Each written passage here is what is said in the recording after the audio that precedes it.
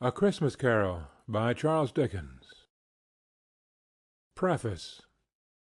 I have endeavored in this ghostly little book to raise the ghost of an idea which shall not put my readers out of humour with themselves, with each other, with the season, or with me. May it haunt their houses pleasantly, and no one wish to lay it.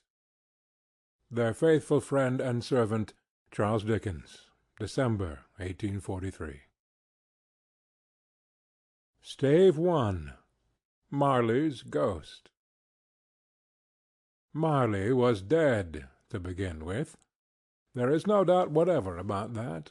The register of his burial was signed by the clergyman, the clerk, the undertaker, and the chief mourner.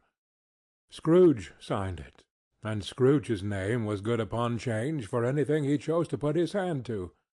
Old Marley was as dead as a door-nail. Mind, I don't mean to say that I know, of my own knowledge, what there is particularly dead about a door-nail. I might have been inclined myself to regard a coffin-nail as the deadest piece of ironmongery in the trade. But the wisdom of our ancestors is in the simile, and my unhallowed hands shall not disturb it, or the country is done for. You will therefore permit me to repeat emphatically that Marley was as dead as a door-nail. Scrooge knew he was dead? Of course he did. How could it be otherwise? Scrooge and he were partners for I don't know how many years. Scrooge was his sole executor, his sole administrator, his sole assign, his sole residuary legatee, his sole friend and sole mourner.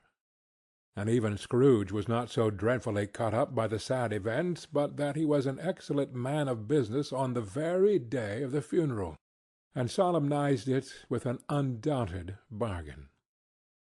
The mention of Marley's funeral brings me back to the point I started from. There is no doubt that Marley was dead. This must be distinctly understood, or nothing wonderful can come of the story I am going to relate. If we were not perfectly convinced that Hamlet's father died before the play began, there would be nothing more remarkable in his taking a stroll at night in an easterly wind upon his own ramparts than there would be in any other middle-aged gentleman rashly turning out after dark in a breezy spot, say St. Paul's churchyard, for instance, literally to astonish his son's weak mind. Scrooge never painted out old Marley's name. There it stood years afterwards above the warehouse door, Scrooge and Marley.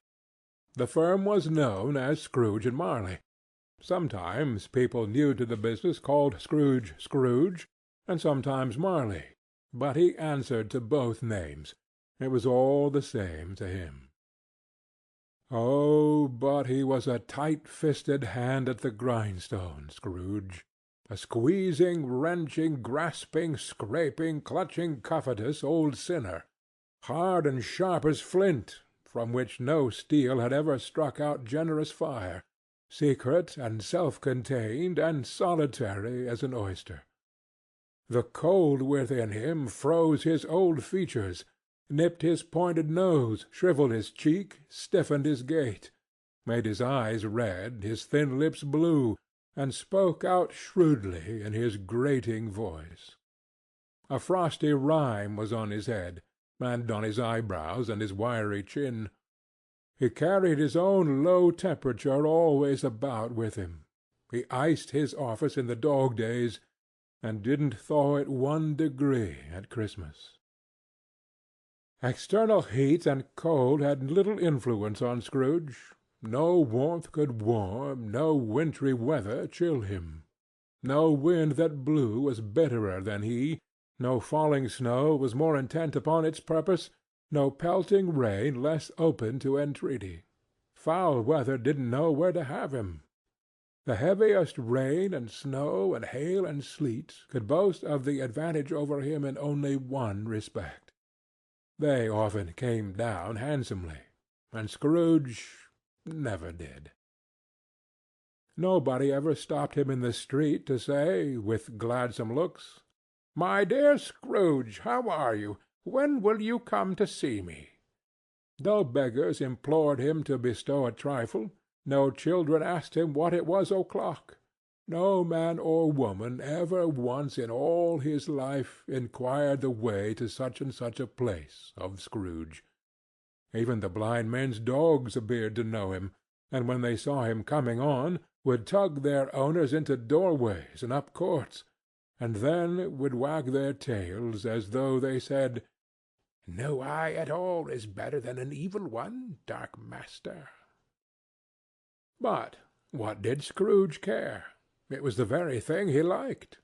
To edge his way along the crowded paths of life, warning all human sympathy to keep its distance, was what the knowing ones call nuts to Scrooge. Once upon a time, of all the good days in the year, on Christmas Eve, old Scrooge sat busy in his counting-house. It was cold, bleak, biting weather, foggy withal, and he could hear the people in the court outside go wheezing up and down, beating their hands upon their breasts, and stamping their feet upon the pavement stones to warm them. The city clocks had only just gone 3, but it was quite dark already. It had not been light all day, and candles were flaring in the windows of the neighboring offices like ruddy smears upon the palpable brown air. The fog came pouring in at every chink and keyhole, and was so dense without that although the court was of the narrowest, the houses opposite were mere phantoms. To see the dingy cloud come drooping down, obscuring everything, one might have thought that nature lived hard by and was brewing on a large scale. The door of Scrooge's counting-house was open, that he might keep his eye upon his clerk, who, in a dismal little cell beyond, a sort of tank, was copying letters. Scrooge had a very small fire, but the clerk's fire was so much smaller that it looked like one coal. But he couldn't replenish it, for Scrooge kept the coal-box in his own room, and so surely as the clerk came in with the shovel, the master predicted that it would be necessary for them to part. Wherefore the clerk put on his white comforter, and tried to warm himself at the candle, in which effort, not being a man of a strong imagination, he failed. "A Merry Christmas, uncle! God save you!" cried a cheerful voice. It was the voice of Scrooge's nephew, who came upon him so quickly that this was the first intimation he had of his approach. "Bah!" said Scrooge. "Humbug!" He had so heated himself with his rapid walking in the fog and frost, this nephew of Scrooge's, that he was all in a glow. His face was ruddy and handsome, his eyes sparkled, and his breath smoked again. "Christmas a humbug, uncle?" said Scrooge's nephew. "You don't mean that, I am sure." "I do," said Scrooge. "Merry Christmas! What right have you to be merry? What reason have you to be merry? You're poor enough." "Oh, come, then," returned the nephew gaily. "What right have you to be dismal? What reason have you to be morose? You're rich enough." Scrooge, having no better answer ready on the spur of the moment, said, "Bah!" again, and followed it up with "Humbug!" "Don't be cross, uncle," said the nephew. "Oh, what else can I be?" returned the uncle, "when I live in such a world of fools as this? Merry Christmas! Out upon Merry Christmas! What's Christmas time to you but a time for paying bills without money, a time for finding yourself a year older but not an hour richer, a time for balancing your books and having every item in 'em through a round dozen of months presented dead against you?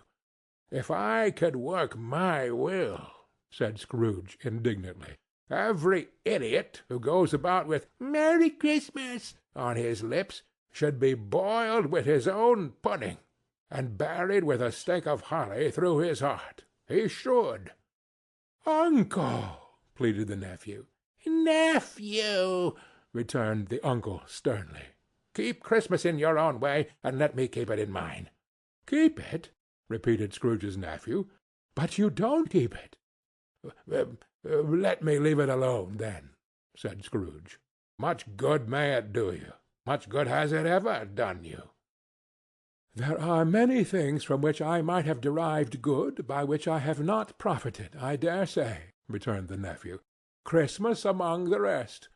But I am sure I have always thought of Christmas time, when it has come round, apart from the veneration due its sacred name and origin, if anything belonging to it can be apart from that, as a good time, a kind, forgiving, charitable, pleasant time, the only time I know of, in the long calendar of the year, when men and women seem by one consent to open their shut-up hearts freely, and to think of people below them as if they really were fellow-passengers to the grave, and not another race of creatures bound on other journeys. And therefore, uncle, though it has never put a scrap of gold or silver in my pocket, I believe that it has done me good, and will do me good, and I say, God bless it." The clerk in the tank involuntarily applauded. Becoming immediately sensible of the impropriety, he poked the fire, and extinguished the last frail spark forever. "Let me hear another sound from you," said Scrooge, "and you'll keep your Christmas by losing your situation. You're quite a powerful speaker, sir," he added, turning to his nephew. "I wonder you don't go into Parliament." "Don't be angry, uncle. Come, dine with us to-morrow." Scrooge said that he would see him. Yes, indeed, he did.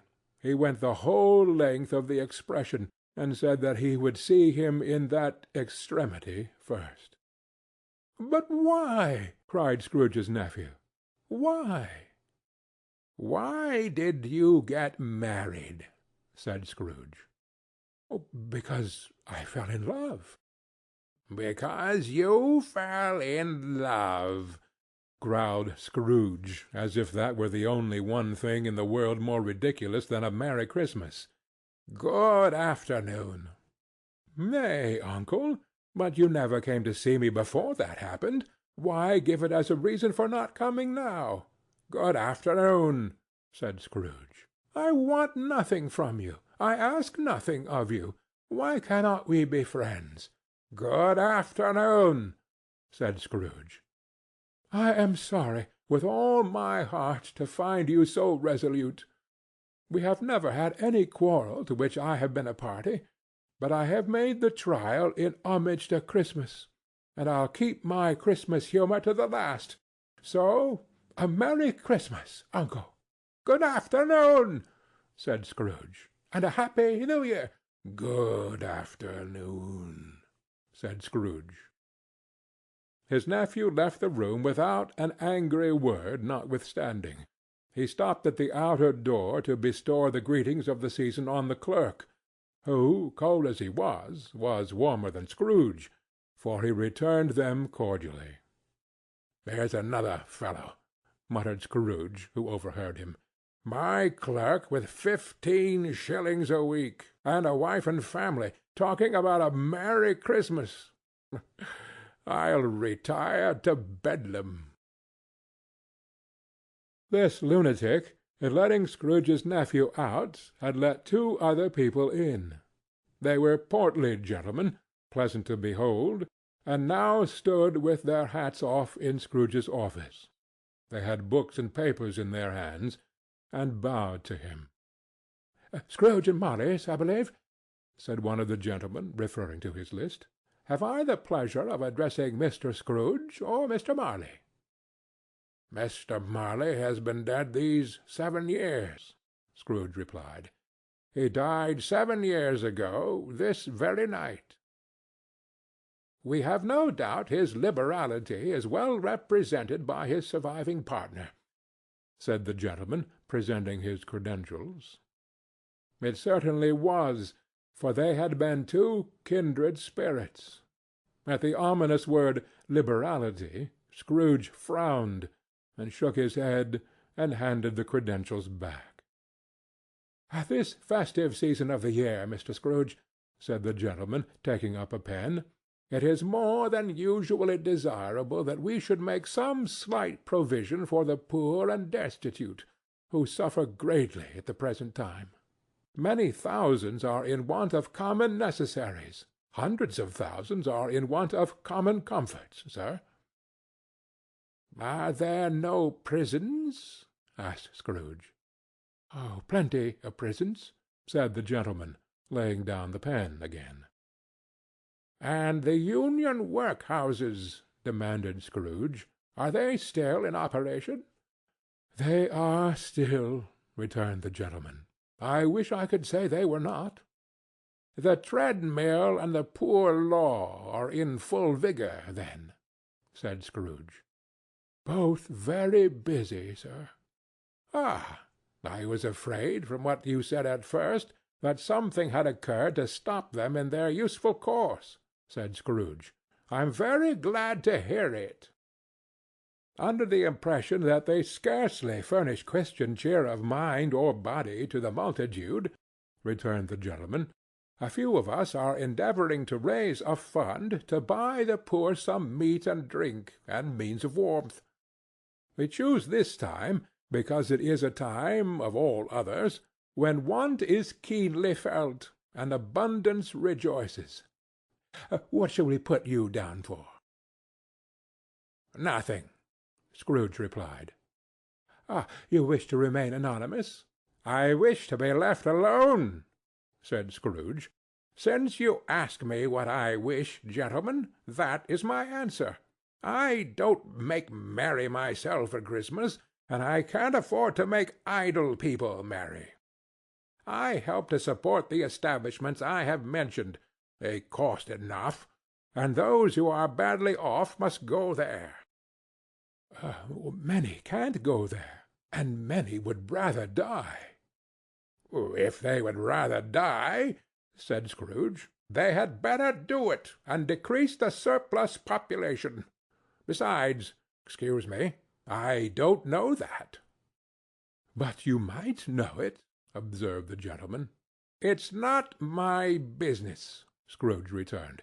"It's enough for a man to understand his own business, and not to interfere with other people's. Mine occupies me constantly. Good afternoon, gentlemen." Seeing clearly that it would be useless to pursue their point, the gentlemen withdrew. Scrooge resumed his labours with an improved opinion of himself, and in a more facetious temper than was usual with him. Meanwhile the fog and darkness thickened so that people ran about with flaring links, proffering their services to go before horses in carriages, and conduct them on their way. The ancient tower of a church, whose gruff old bell was always peeping slyly down at Scrooge out of a Gothic window in the wall, became invisible, and struck the hours and quarters in the clouds, with tremulous vibrations afterwards, as if its teeth were chattering in its frozen head up there. The cold became intense. In the main street, at the corner of the court, some labourers were repairing the gas-pipes, and had lighted a great fire in a brazier, round which a party of ragged men and boys were gathered, warming their hands and winking their eyes before the blaze in rapture. The water-plug being left in solitude, its overflowings sullenly congealed and turned to misanthropic ice. The brightness of the shops, where holly sprigs and berries crackled in the lamp heat of the windows, made pale faces ruddy as they passed. Poulterers' and grocers' trades became a splendid joke, a glorious pageant with which it was next to impossible to believe that such dull principles as bargain and sale had anything to do. The Lord Mayor, in the stronghold of the mighty mansion-house, gave orders to his 50 cooks and butlers to keep Christmas as a Lord Mayor's household should, and even the little tailor, whom he had fined 5 shillings on the previous Monday for being drunk and bloodthirsty in the streets, stirred up tomorrow's pudding in his garret, while his lean wife and the baby sallied out to buy the beef. Foggier yet and colder, piercing, searching, biting cold. If the good St. Dunstan had but nipped the evil spirit's nose with a touch of such weather as that, instead of using his familiar weapons, then indeed he would have roared to lusty purpose. The owner of one scant young nose, gnawed and mumbled by the hungry cold as bones are gnawed by dogs, stooped down at Scrooge's keyhole to regale him with a Christmas carol. But at the first sound of "God bless you, merry gentlemen, may nothing you dismay," Scrooge seized the ruler with such energy of action that the singer fled in terror, leaving the keyhole to the fog, and even more congenial frost. At length the hour of shutting up the counting-house arrived. With an ill will Scrooge dismounted from his stool, and tacitly admitted the fact to the expectant clerk in the tank, who instantly snuffed his candle out and put on his hat. "You'll want all day to-morrow, I suppose?" said Scrooge. "If quite convenient, sir." "It's not convenient," said Scrooge, "and it's not fair. If I was to stop 1/2-crown for it, you'd think yourself ill-used, I'll be bound." The clerk smiled faintly. "And yet," said Scrooge, "you don't think me ill-used when I pay a day's wages for no work." The clerk observed that it was only once a year. "A poor excuse for picking a man's pocket every 25th of December," said Scrooge, buttoning his great-coat to the chin. "But I suppose you must have the whole day. Be here all the earlier next morning." The clerk promised that he would, and Scrooge walked out with a growl. The office was closed in a twinkling, and the clerk, with the long ends of his white comforter dangling below his waist, for he boasted no greatcoat, went down a slide-on Cornhill at the end of a lane of boys 20 times, in honor of its being Christmas Eve, and then ran home to Camden Town as hard as he could pelt, to play at blindman's buff. Scrooge took his melancholy dinner in his usual melancholy tavern, and having read all the newspapers, and beguiled the rest of the evening with his banker's book, went home to bed. He lived in chambers which had once belonged to his deceased partner.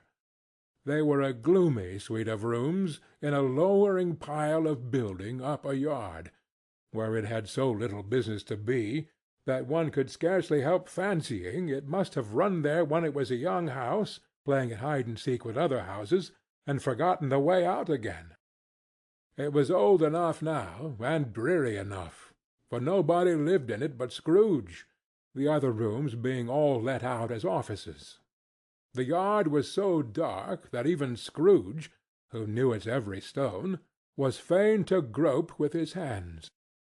The fog and frost so hung about the black old gateway of the house that it seemed as if the genius of the weather sat in mournful meditation on the threshold. Now it is a fact that there was nothing at all particular about the knocker on the door, except that it was very large. It was also a fact that Scrooge had seen it night and morning during his whole residence in that place.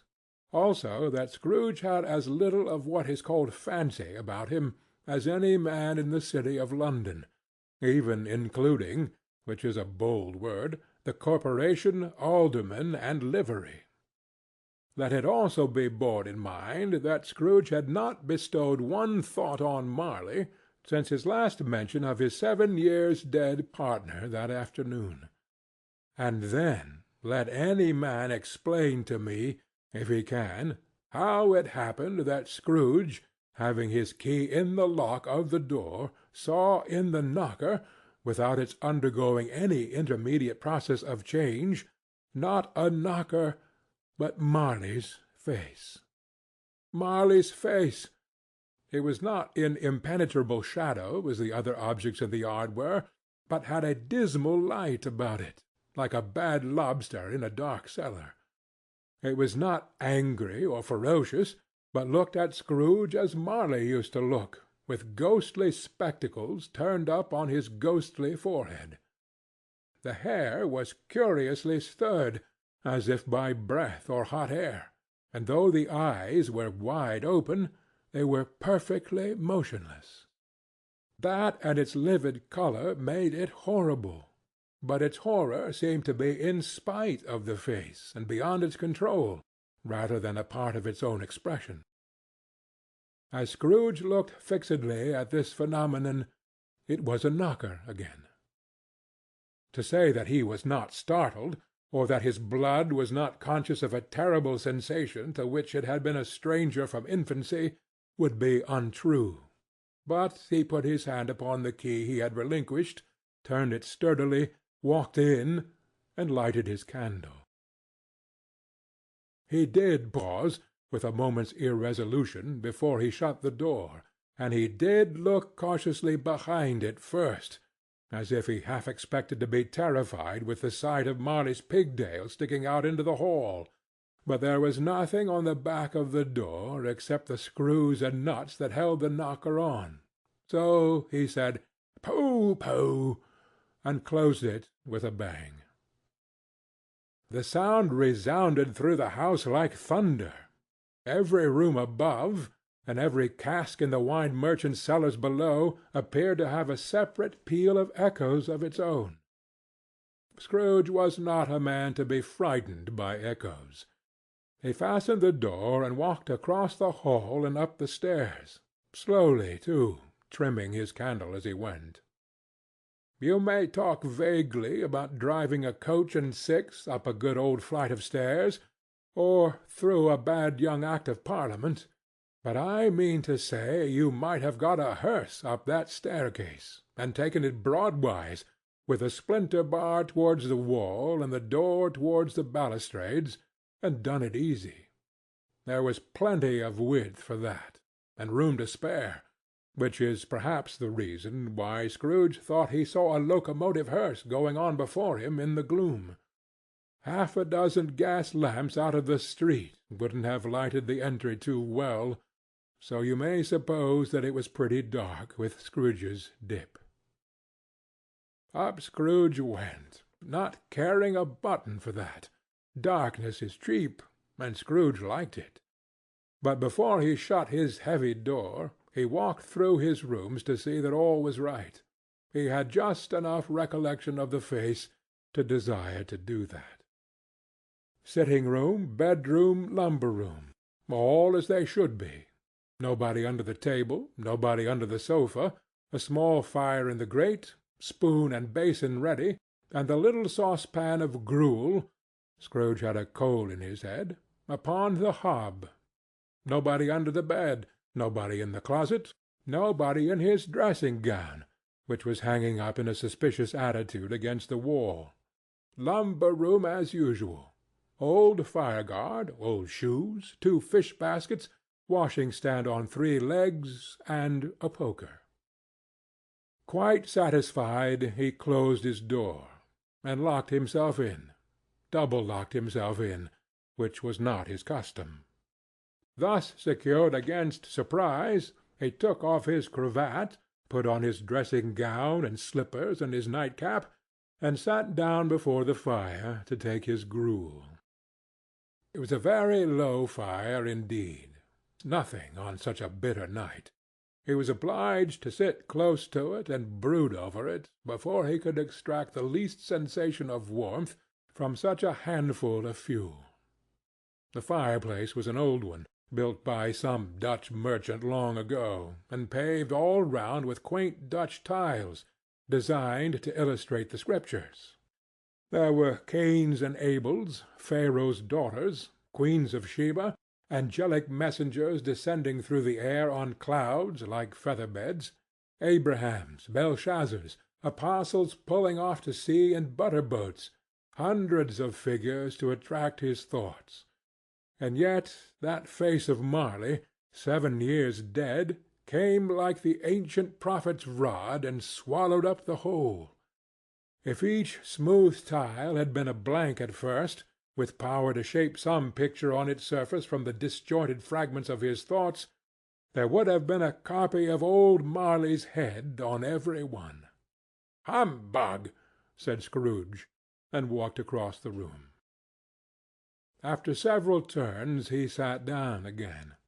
As he threw his head back in the chair, his glance happened to rest upon a bell, a disused bell that hung in the room and communicated for some purpose now forgotten with a chamber in the highest story of the building. It was with great astonishment, and with a strange inexplicable dread, that as he looked he saw this bell begin to swing. It swung so softly in the outset that it scarcely made a sound, but soon it rang out loudly, and so did every bell in the house. This might have lasted half a minute or a minute, but it seemed an hour. The bells ceased as they had begun, together. They were succeeded by a clanking noise, deep down below, as if some person were dragging a heavy chain over the casks in the wine merchant's cellar. Scrooge then remembered to have heard that ghosts in haunted houses were described as dragging chains. The cellar door flew open with a booming sound, and then he heard the noise much louder on the floors below, then coming up the stairs, then coming straight towards his door. "Ah, it's humbug still," said Scrooge. "I won't believe it." His colour changed, though, when, without a pause, it came on through the heavy door, and passed into the room before his eyes. Upon its coming in, the dying flame leaped up, as though it cried, "I know him! Marley's ghost!" and fell again. The same face, the very same. Marley in his pigtail, usual waistcoat, tights, and boots, the tassels on the latter bristling, like his pigtail in his coat-skirts, and the hair upon his head. The chain he drew was clasped about his middle. It was long, and wound about him like a tail, and it was made, for Scrooge observed it closely, of cash-boxes, keys, padlocks, ledgers, deeds, and heavy purses, wrought in steel.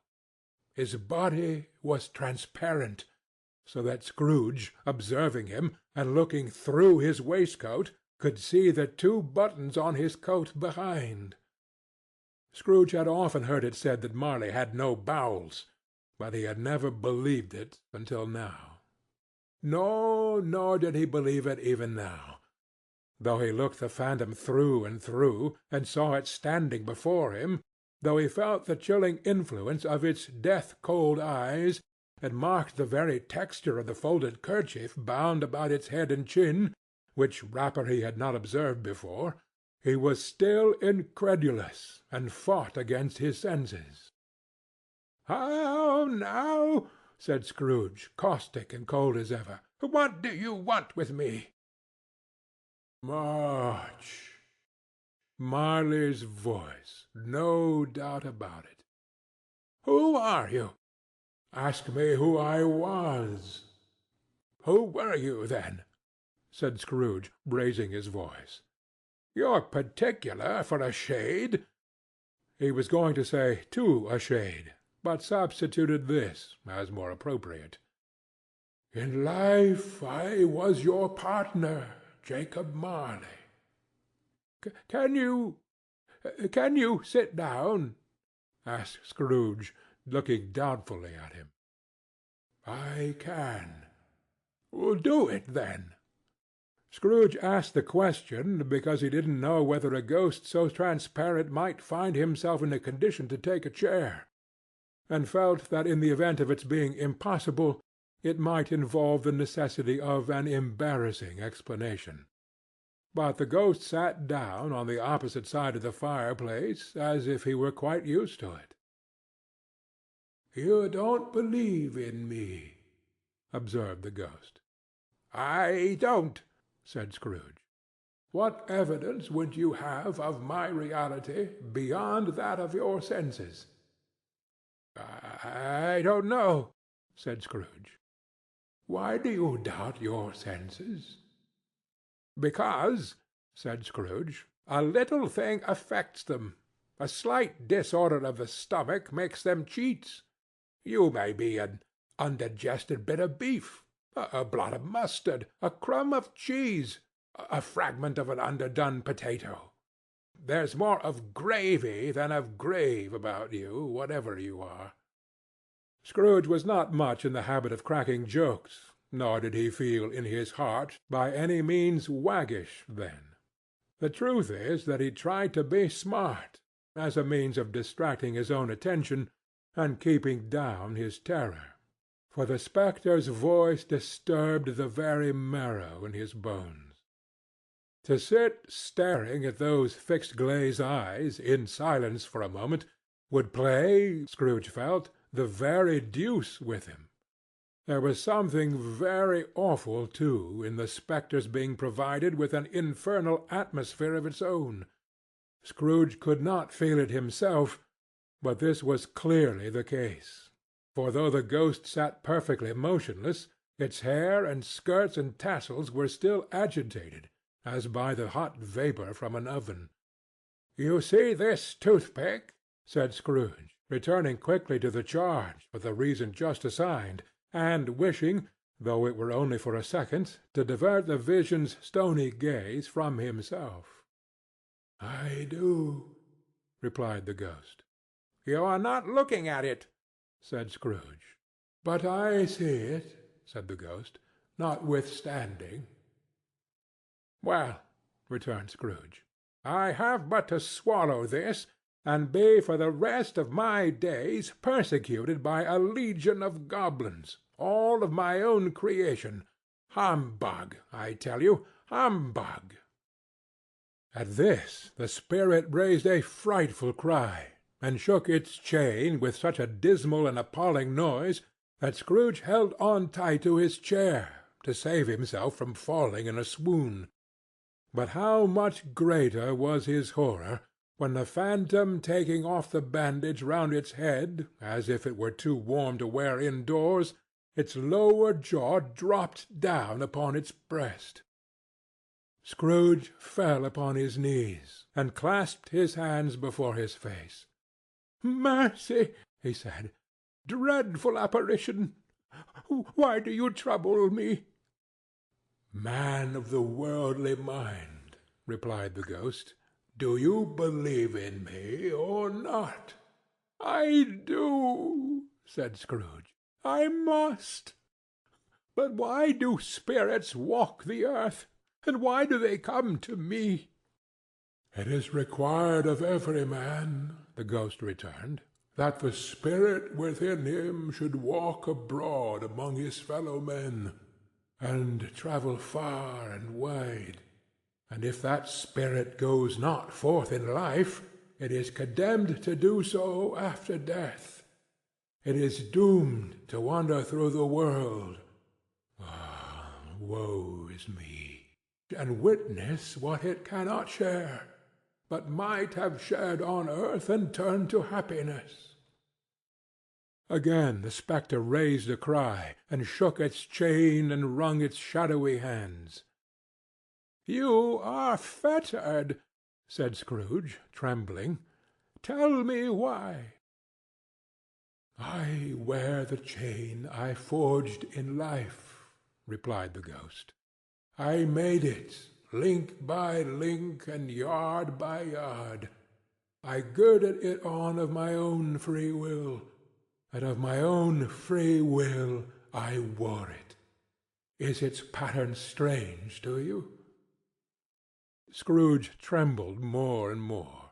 "Or would you know," pursued the ghost, "the weight and length of the strong coil you bear yourself?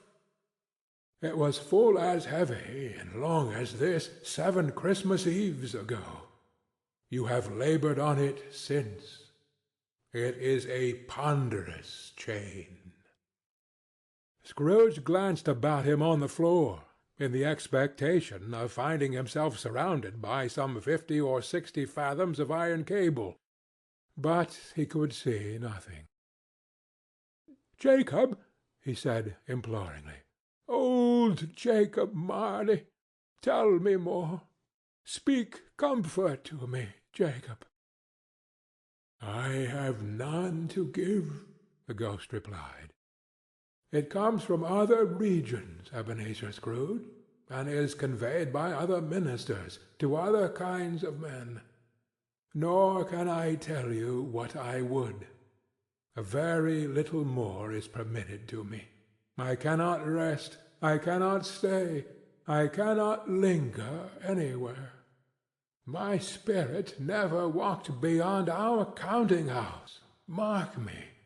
In life my spirit never roved beyond the narrow limits of our money-changing hole, and weary journeys lie before me." It was a habit with Scrooge, whenever he became thoughtful, to put his hands in his breeches pockets. Pondering on what the ghost had said, he did so now, but without lifting up his eyes or getting off his knees. "You must have been very slow about it, Jacob," Scrooge observed, in a business-like manner, though with humility and deference. "Slow?" the ghost repeated. "7 years dead," mused Scrooge, "and travelling all the time." "The whole time," said the ghost. "No rest, no peace, incessant torture of remorse." "You travel fast?" said Scrooge. "On the wings of the wind," replied the ghost. "You might have got over a great quantity of ground in 7 years," said Scrooge. The ghost, on hearing this, set up another cry, and clanked its chain so hideously in the dead silence of the night that the ward would have been justified in indicting it for a nuisance. "Oh, captive, bound, and double-ironed," cried the phantom, "not to know that ages of incessant labor by immortal creatures for this earth must pass into eternity, for the good of which it is susceptible is all developed. Not to know that any Christian spirit working kindly in its little sphere, whatever it may be, will find its mortal life too short for its vast means of usefulness. Not to know that no space of regret can make amends for one life's opportunity misused. Yet such was I. Oh, such was I." "But you were always a good man of business, Jacob," faltered Scrooge, who now began to apply this to himself. "Business!" cried the ghost, wringing its hands again. "Mankind was my business. The common welfare was my business. Charity, mercy, forbearance, and benevolence were all my business. The dealings of my trade were but a drop of water in the comprehensive ocean of my business." It held up its chain at arm's length, as if that were the cause of all its unavailing grief, and flung it heavily upon the ground again. "At this time of the rolling year," the spectre said, "I suffer most. Why did I walk through the crowds of fellow beings with my eyes turned down, and never raise them to that blessed star which led the wise men to a poor abode? Were there no poor homes to which its light would have conducted me?" Scrooge was very dismayed to hear the spectre go on at this rate, and began to quake exceedingly. "Hear me," cried the ghost. "My time is nearly gone." I will," said Scrooge. "But don't be hard upon me. Don't be flowery, Jacob.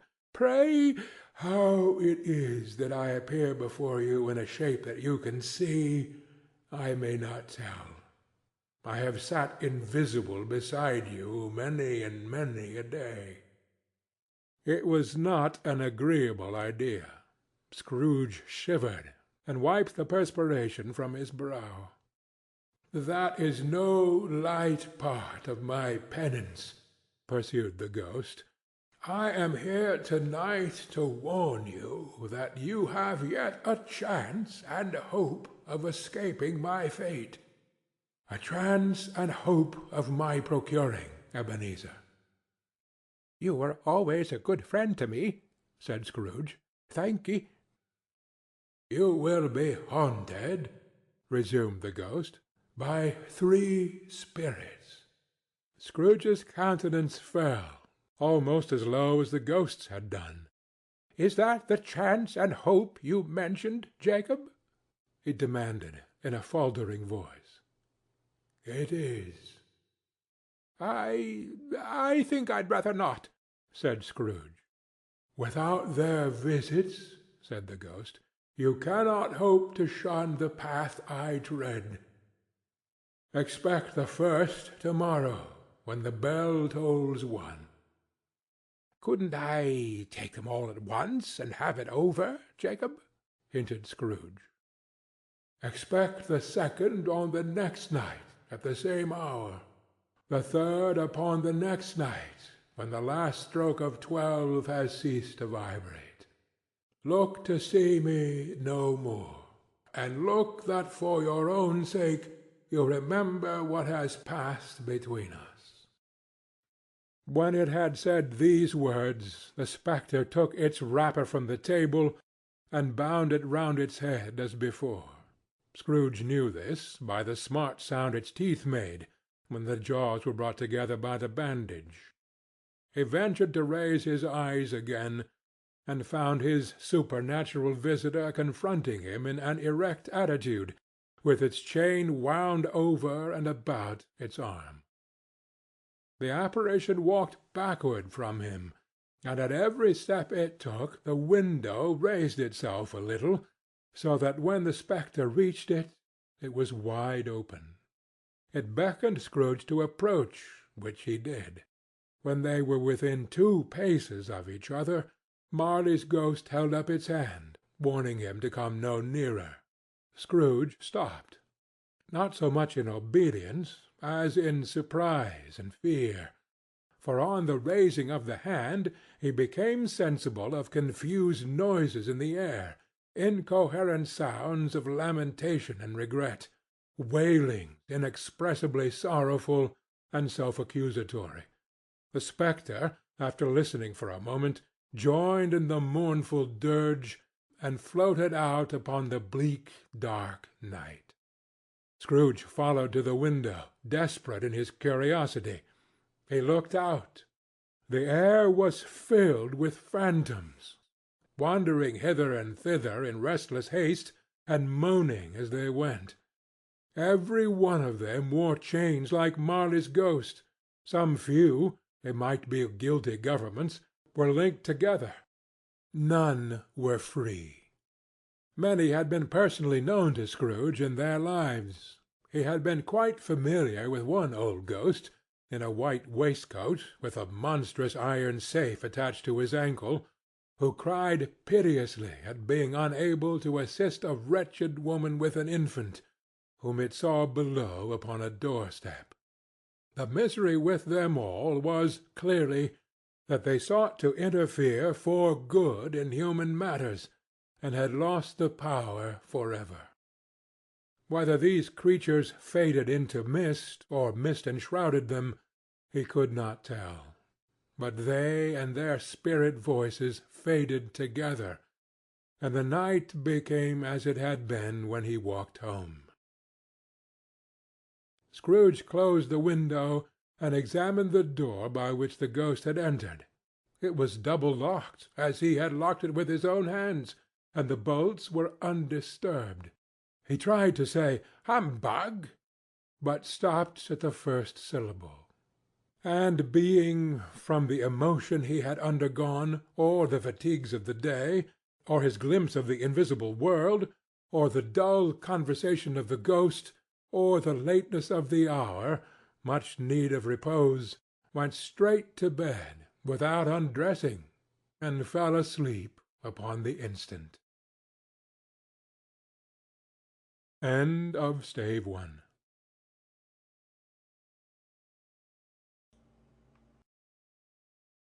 A Christmas Carol by Charles Dickens. Stave 2. The First of the Three Spirits. When Scrooge awoke, it was so dark that, looking out of bed, he could scarcely distinguish the transparent window from the opaque walls of his chamber. He was endeavouring to pierce the darkness with his ferret eyes, when the chimes of a neighbouring church struck the 4 quarters. So he listened for the hour. To his great astonishment, the heavy bell went on from 6 to 7, and from 7 to 8, and regularly up to 12, then stopped. 12! It was past 2 when he went to bed. The clock was wrong. An icicle must have got into the works. 12! He touched the spring of his repeater to correct this most preposterous clock. Its rapid little pulse beat 12, and stopped. "Why, it isn't possible," said Scrooge, "that I can have slept through a whole day and far into another night. It isn't possible that anything has happened to the sun, and this is 12 at noon." The idea being an alarming one, he scrambled out of bed and groped his way to the window. He was obliged to rub the frost off with the sleeve of his dressing-gown before he could see anything, and could see very little then. All he could make out was that it was still very foggy and extremely cold, and that there was no noise of people running to and fro and making a great stir, as there unquestionably would have been if night had beaten off bright day and taken possession of the world.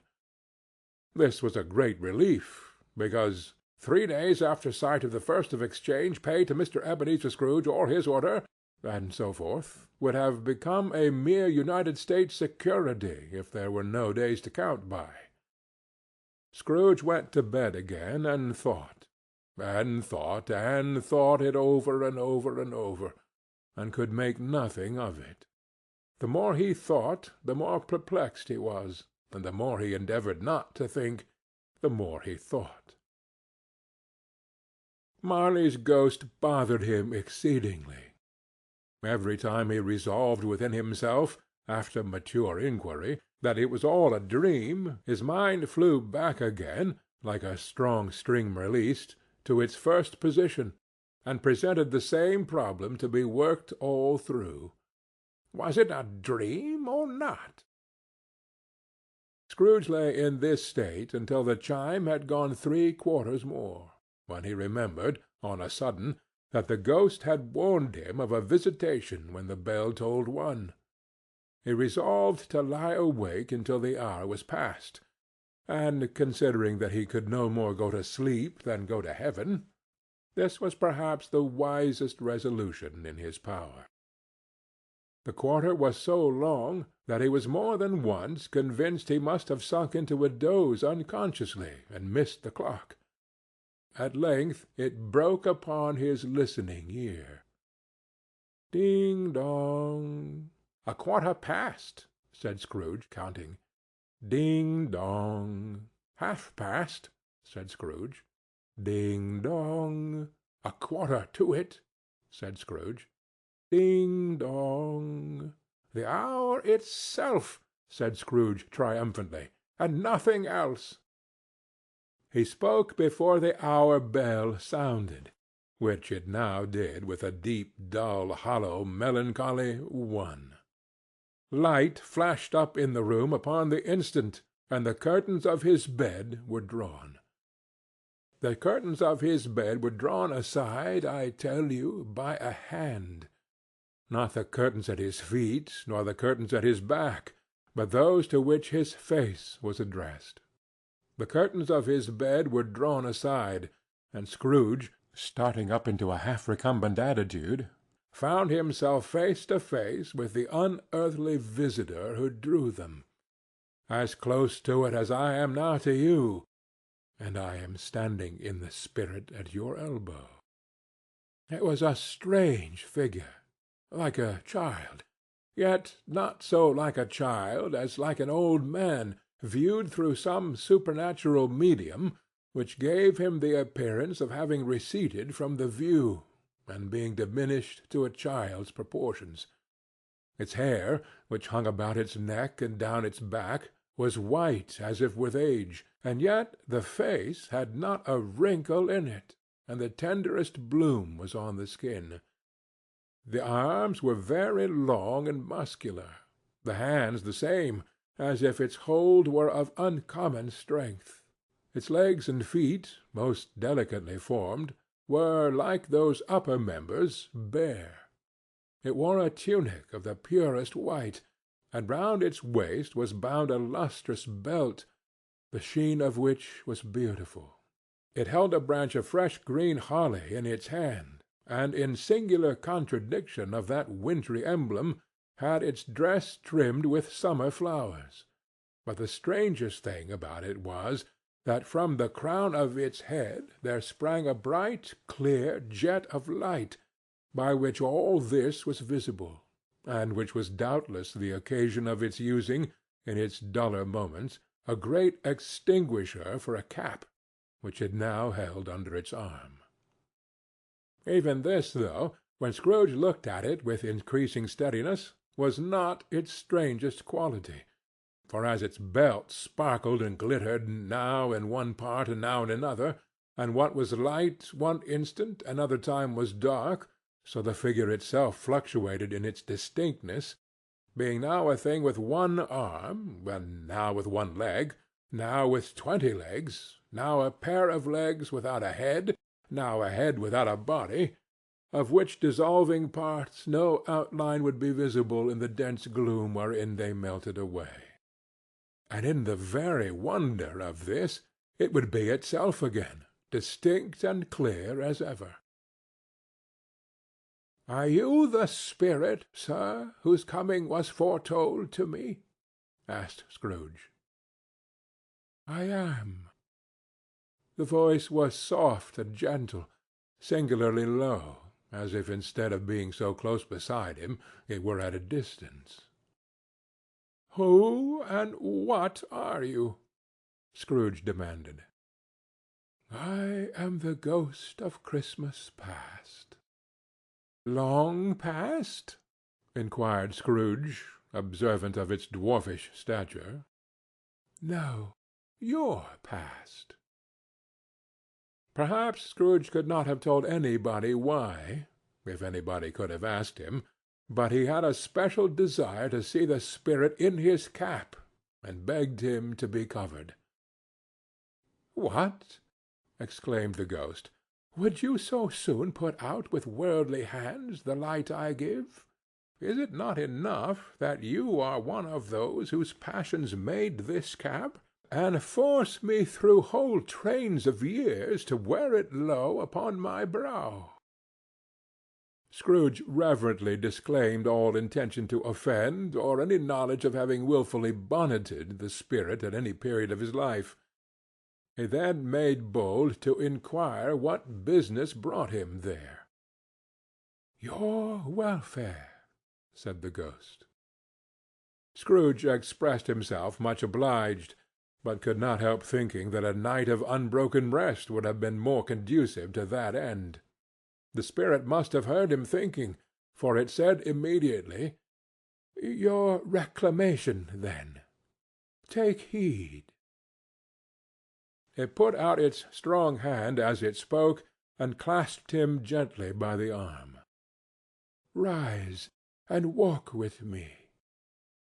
It would have been in vain for Scrooge to plead that the weather and the hour were not adapted to pedestrian purposes, that bed was warm, and the thermometer a long way below freezing, that he was clad but lightly in his slippers, dressing-gown, and nightcap, and that he had a cold upon him at the time.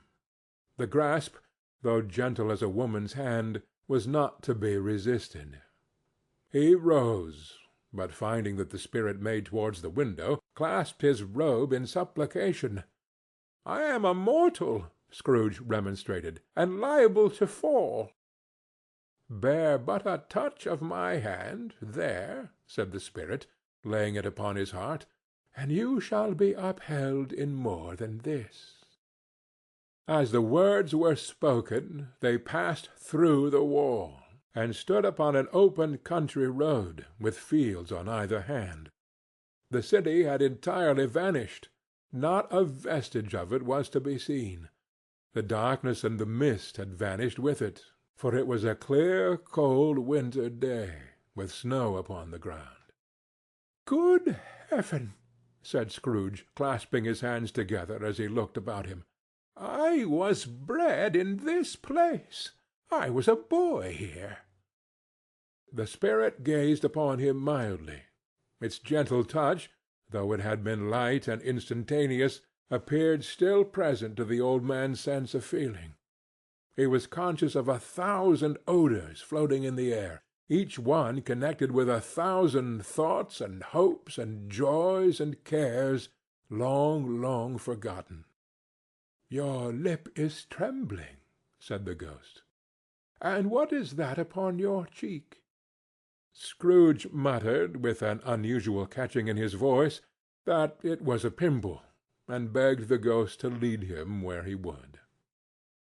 "You recollect the way?" inquired the spirit. "Remember it!" cried Scrooge with fervor. "I could walk it blindfold." "Strange to have forgotten it for so many years," observed the ghost. "Let us go on."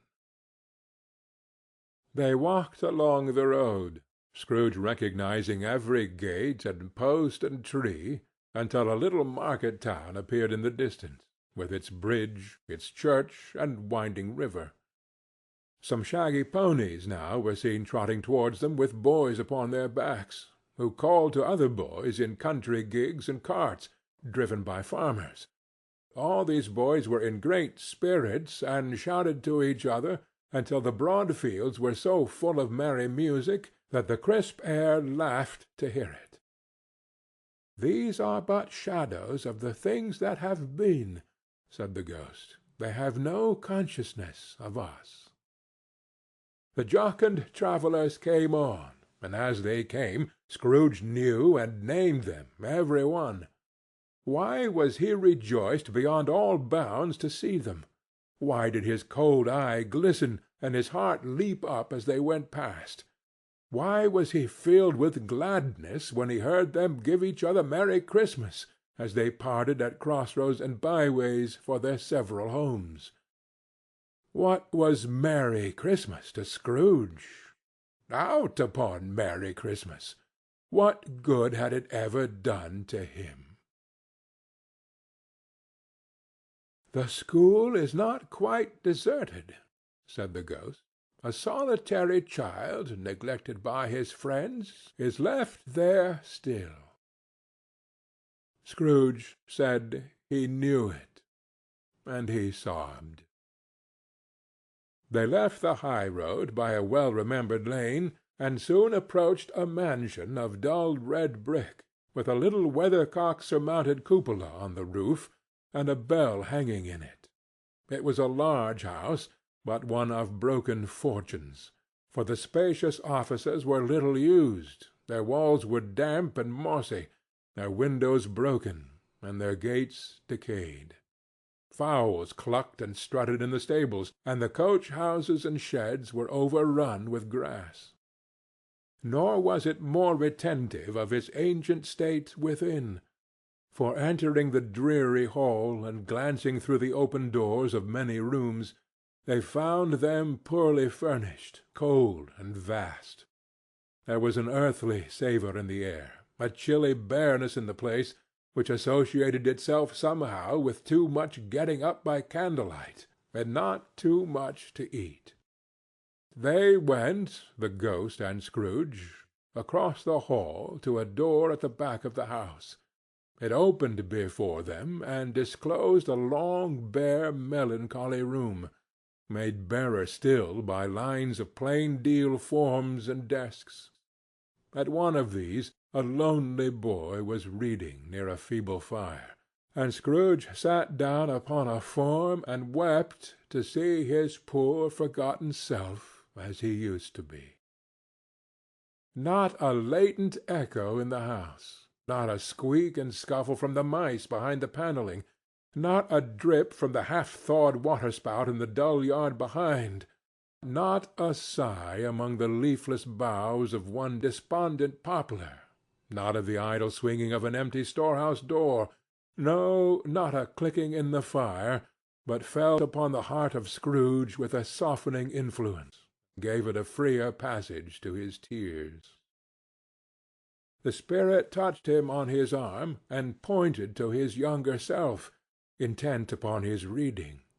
Suddenly a man in foreign garments, wonderfully real and distinct to look at, stood outside the window, with an axe stuck in his belt, and leading by the bridle an ass laden with wood. "Why, it's Ali Baba!" Scrooge exclaimed in ecstasy. "It's dear old honest Ali Baba! Yes, yes, I know. Oh, one Christmas time, when yonder solitary child was left here all alone, he did come for the first time, just like that poor boy. And Valentine," said Scrooge, "and his wild brother Orson, there they go, and what's his name, who was put down in his drawers asleep at the gate of Damascus. Don't you see him? And the Sultan's groom turned upside down by the genie. Oh, there he is upon his head. Serve him right. I'm glad of it. What business had he to be married to the princess?" To hear Scrooge expending all the earnestness of his nature on such objects, in a most extraordinary voice between laughing and crying, and to see his heightened and excited face, would have been a surprise to his business friends in the city, indeed. "Oh, there's the parrot!" cried Scrooge. "Green body and yellow tail, with a thing like a lettuce growing out of the top of his head. Oh, there he is. Poor Robin Crusoe, he called him, when he came home again after sailing round the island. Poor Robin Crusoe! Where have you been, Robin Crusoe?" The man thought he was dreaming, but he wasn't. It was the parrot, you know. Oh, there goes Friday, running for his life to the little creek. Hallo! Oop! Hallo! Then, with a rapidity of transition very foreign to his usual character, he said, in pity for his former self, "Poor boy!" and cried again. "I wish," Scrooge muttered, putting his hand in his pocket and looking about him after drying his eyes with his cuff.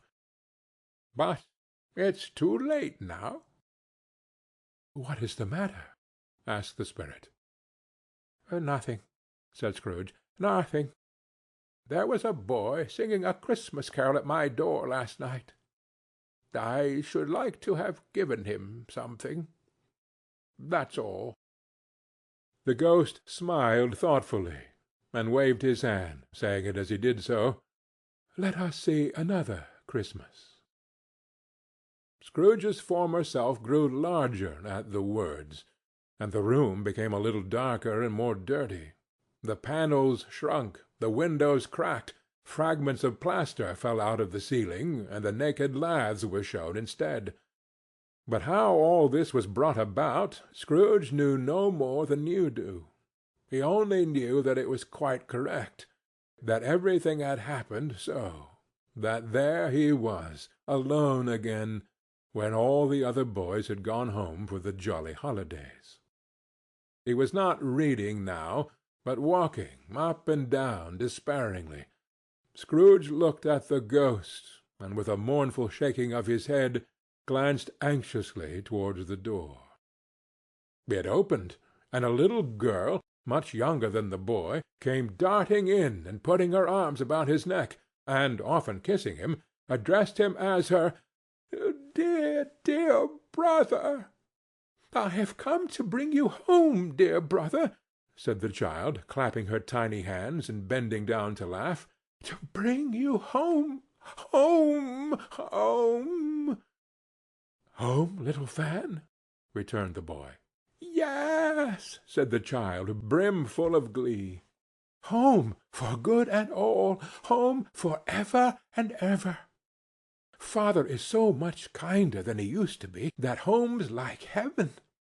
He spoke so gently to me one dear night when I was going to bed that I was not afraid to ask him once more if you might come home.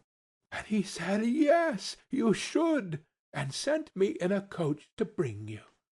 And you're to be a man," said the child, opening her eyes, "and are never to come back here.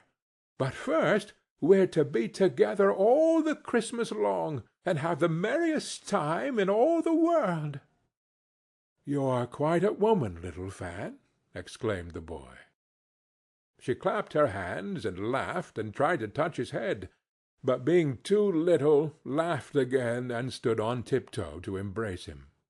Then she began to drag him, in her childish eagerness, towards the door, and he, nothing loth to go, accompanied her. A terrible voice in the hall cried, "Bring down Master Scrooge's box. There!" And in the hall appeared the schoolmaster himself, who glared on Master Scrooge with a ferocious condescension, and threw him into a dreadful state of mind by shaking hands with him. He then conveyed him and his sister into the veriest old well of a shivering best parlour that ever was seen, where the maps upon the wall, and the celestial and terrestrial globes in the windows, were waxy with cold. Here he produced a decanter of curiously light wine, and a block of curiously heavy cake, and administered instalments of these dainties to the young people, at the same time sending out a meagre servant to offer a glass of something to the post-boy, who answered that he thanked the gentleman, but if it was the same tap as he had tasted before, he would rather not. Master Scrooge's trunk being by this time tied on to the top of the chaise, the children bade the schoolmaster good-bye right willingly, and getting into it, drove gaily down the garden sweep, the quick wheels dashing the hoar-frost and snow from off the dark leaves of the evergreens like spray. "Always a delicate creature, whom a breath might have withered," said the ghost, "but she had a large heart." "So she had," cried Scrooge. "You're right. I will not gainsay it, Spirit. God forbid." "She died a woman," said the ghost, "and had, as I think, children." "One child," Scrooge returned. "True," said the ghost. "Your nephew." Scrooge seemed uneasy in his mind, and answered briefly, "Yes." Although they had but that moment left the school behind them, they were now in the busy thoroughfares of a city, where shadowy passengers passed and repassed, where shadowy carts and coaches battled for their way, and all the strife and tumult of a real city were. It was made plain enough by the dressing of the shops that here too it was Christmas time again. But it was evening, and the streets were lighted up. The ghost stopped at a certain warehouse door, and asked Scrooge if he knew it. "Know it?" said Scrooge. "Was I apprenticed here?" They went in. At sight of an old gentleman in a Welsh wig, sitting behind such a high desk that if he had been 2 inches taller he must have knocked his head against the ceiling, Scrooge cried in great excitement, "Why, it's old Fezziwig! Bless his heart, it's Fezziwig alive again!" Old Fezziwig laid down his pen and looked up at the clock, which pointed to the hour of 7. He rubbed his hands, adjusted his capacious waistcoat, laughed all over himself from his shoes to his organ of benevolence, and called out in a comfortable, oily, rich, fat, jovial voice, "Yo, there! Ebenezer! Dick!" Scrooge's former self, now grown a young man, came briskly in, accompanied by his fellow prentice. "Dick Wilkins, to be sure," said Scrooge to the ghost. "Bless me, yes, there he is. He was very much attached to me, was Dick. Poor Dick! Dear, dear!" "Yo-ho, my boys!" said Fezziwig. "No more work to-night. Christmas Eve, Dick. Christmas, Ebenezer. Let's have the shutters up," cried old Fezziwig, with a sharp clap of his hands, "before a man can say Jack Robinson." You wouldn't believe how these two fellows went at it. They charged into the street with the shutters, 1, 2, 3, had 'em up in their places, 4, 5, 6, barred 'em and pinned 'em, 7, 8, 9, and came back before you could have got to 12, panting like racehorses. "Hi-le-ho!" cried old Fezziwig, skipping down from the high desk with wonderful agility. "Clear away, my lads, and let's have a lots of room here. Hi-le-ho, Dick! Cheer up, Ebenezer!" Clear away! There was nothing they wouldn't have cleared away, or couldn't have cleared away, with old Fezziwig looking on. It was done in a minute. Every movable was packed off, as if it were dismissed from public life for evermore. The floor was swept and watered, the lamps were trimmed, fuel was heaped upon the fire, and the warehouse was as snug and warm and dry and bright a ball-room as you would desire to see upon a winter's night. In came a fiddler with a music-book, and went up to the lofty desk, and made an orchestra of it, and tuned like 50 stomach-aches. In came Mrs. Fezziwig, one vast substantial smile. In came the 3 Miss Fezziwigs, beaming and lovable. In came the 6 young followers whose hearts they broke. In came all the young men and women employed in the business. In came the housemaid, with her cousin the baker. In came the cook, with her brother's particular friend the milkman. In came the boy from over the way, who was suspected of not having board enough from his master, trying to hide himself behind the girl from the next door but one, who was proved to have had her ears pulled by her mistress. In they all came, one after another, some shyly, some boldly, some gracefully, some awkwardly, some pushing, some pulling. In they all came, anyhow and everyhow. Away they all went, 20 couple at once, hands half round and back again the other way, down the middle and up again, round and round in various stages of affectionate grouping, old top couple always turning up in the wrong place, new top couple starting off again as soon as they got there, all top couples at last, and not a bottom one to help them. When this result was brought about, old Fezziwig, clapping his hands to stop the dance, cried out, "Well done!" and the fiddler plunged his hot face into a pot of porter, especially provided for that purpose. But scorning rest, upon his reappearance he instantly began again, though there were no dancers yet, as if the other fiddler had been carried home, exhausted, on a shutter, and he were a brand-new man resolved to beat him out of sight or perish. There were more dances, and there were forfeits, and more dances, and there was cake, and there was negus, and there was a great piece of cold roast, and there was a great piece of cold boiled, and there were minced pies, and plenty of beer. But the great effect of the evening came after the roast and boiled, when the fiddler, an artful dog mind, the sort of man who knew his business better than you or I could have told it him, struck up Sir Roger de Coverley. Then old Fezziwig stood out to dance with Mrs. Fezziwig, top couple too, with a good stiff piece of work cut out for them, 3 or 4 or 20 pair of partners, people who would dance, and had no notion of walking. But if they had been twice as many, 4 times, old Fezziwig would have been a match for them, and so would Mrs. Fezziwig. As to her, she was worthy to be his partner in every sense of the term. If that's not high praise, tell me higher, and I'll use it. A positive light appeared to issue from Fezziwig's calves. They shone in every part of the dance like moons. You couldn't have predicted, at any given time, what would have become of them next. And when old Fezziwig and Mrs. Fezziwig had gone all through the dance, advance and retire, both hands to your partner, bow and curtsy, corkscrew, thread the needle, and back again to your place, Fezziwig cut so deftly that he appeared to wink with his legs, and came upon his feet again without a stagger. When the clock struck 11, the domestic ball broke up. Mr. and Mrs. Fezziwig took their stations, one on either side of the door, and shaking hands with every person individually as he or she went out, wished him or her a Merry Christmas. When everybody had retired but the two prentices, they did the same to them, and thus the cheerful voices died away, and the lads were left to their beds, which were under a counter in the back shop. During the whole of this time Scrooge had acted like a man out of his wits.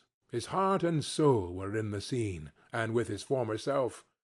He corroborated everything, remembered everything, enjoyed everything, and underwent the strangest agitation.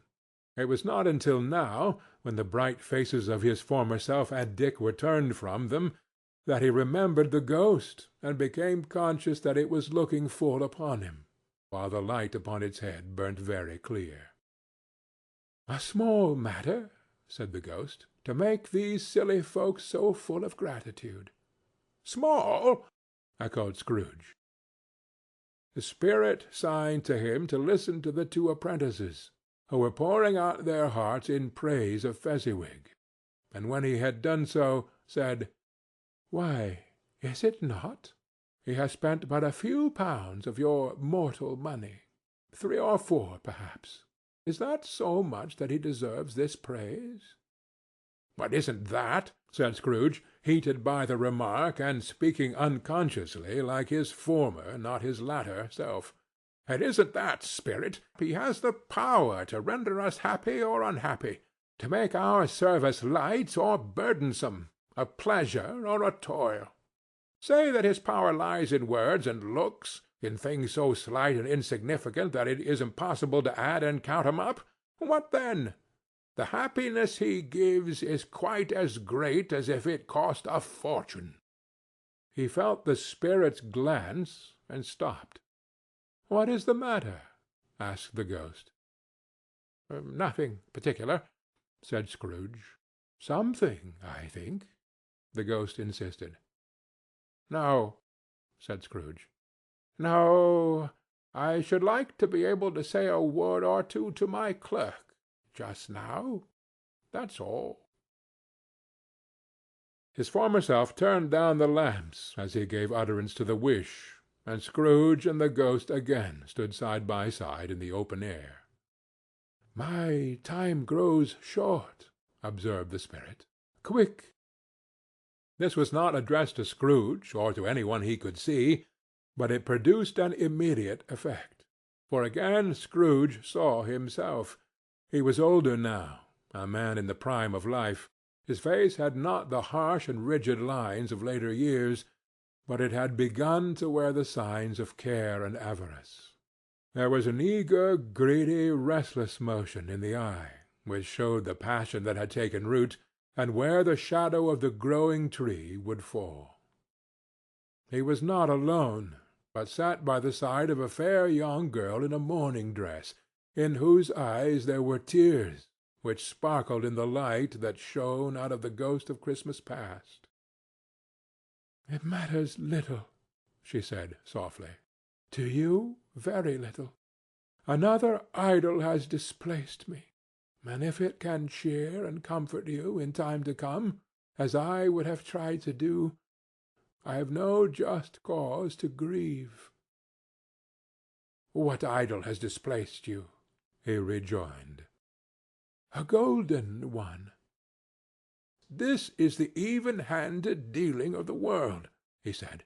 There is nothing on which it is so hard as poverty, and there is nothing it professes to condemn with such severity as the pursuit of wealth."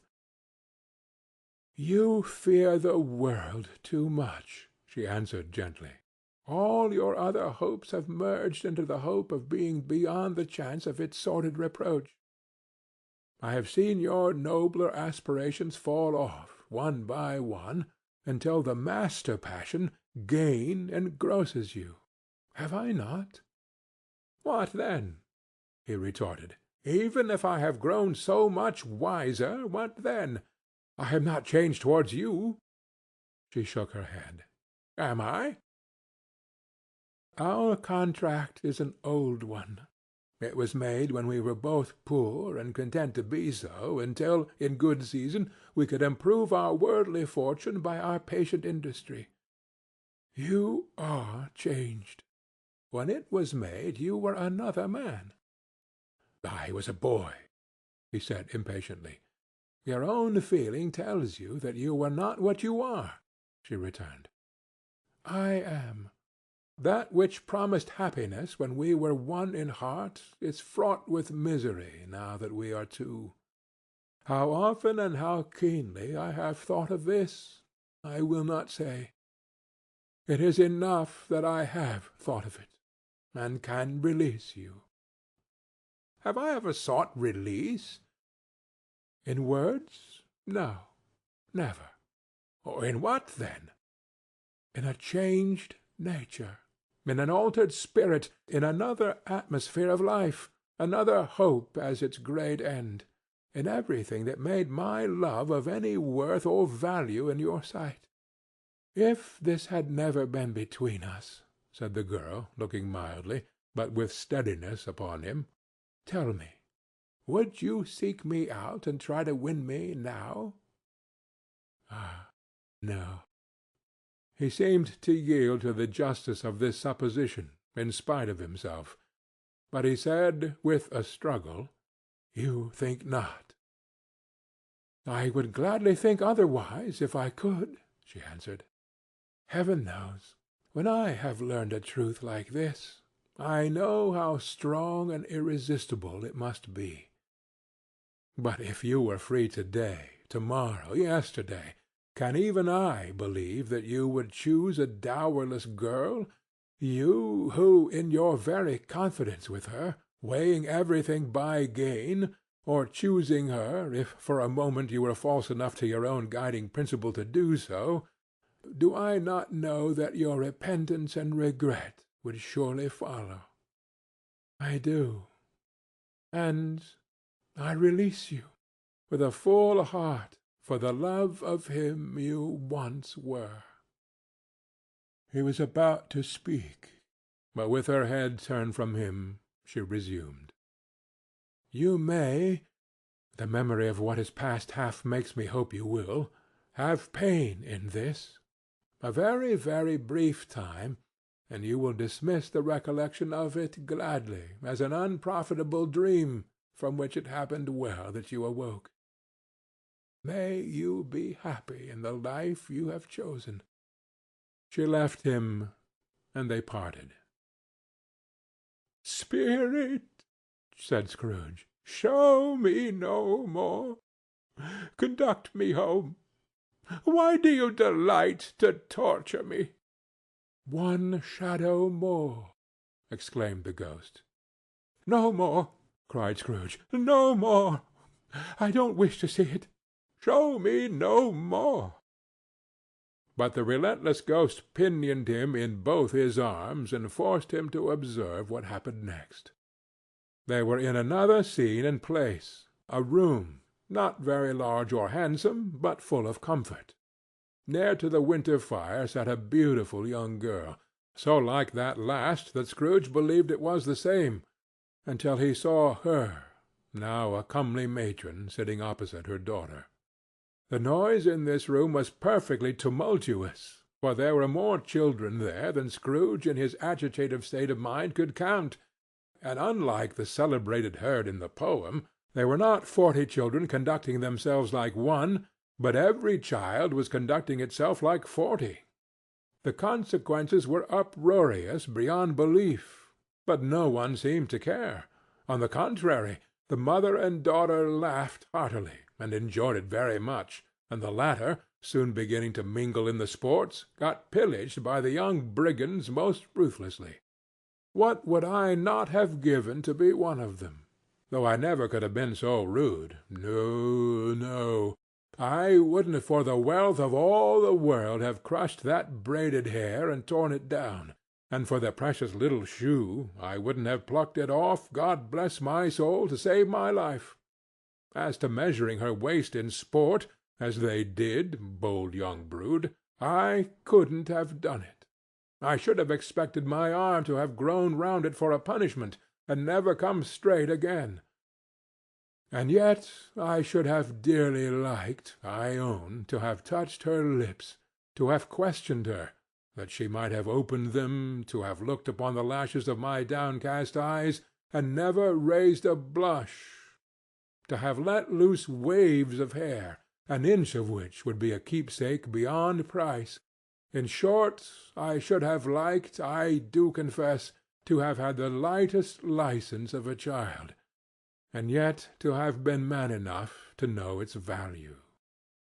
But now a knocking at the door was heard, and such a rush immediately ensued, that with laughing face and plundered dress was borne towards it the centre of a flushed and boisterous group, just in time to greet the father, who came home attended by a man laden with Christmas toys and presents.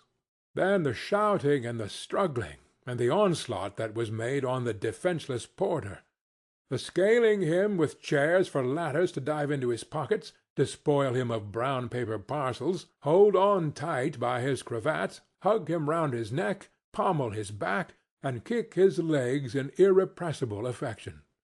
The shouts of wonder and delight with which the development of every package was received, the terrible announcement that the baby had been taken in the act of putting a doll's frying-pan into his mouth, and was more than suspected of having swallowed a fictitious turkey, glued on a wooden platter.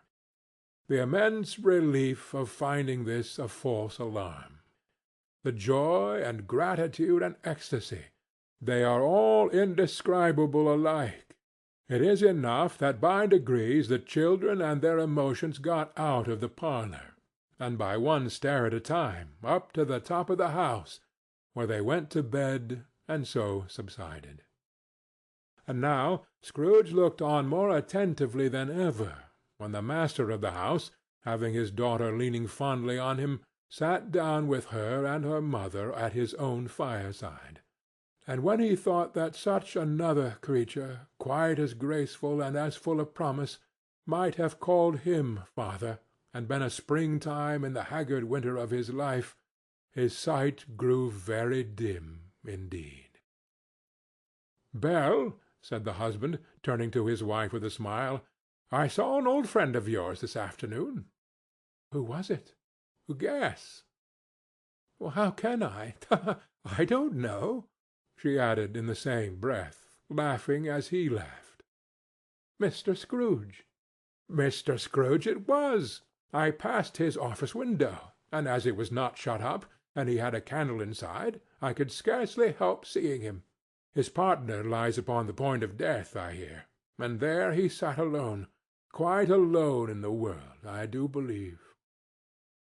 "Spirit," said Scrooge in a broken voice, "remove me from this place."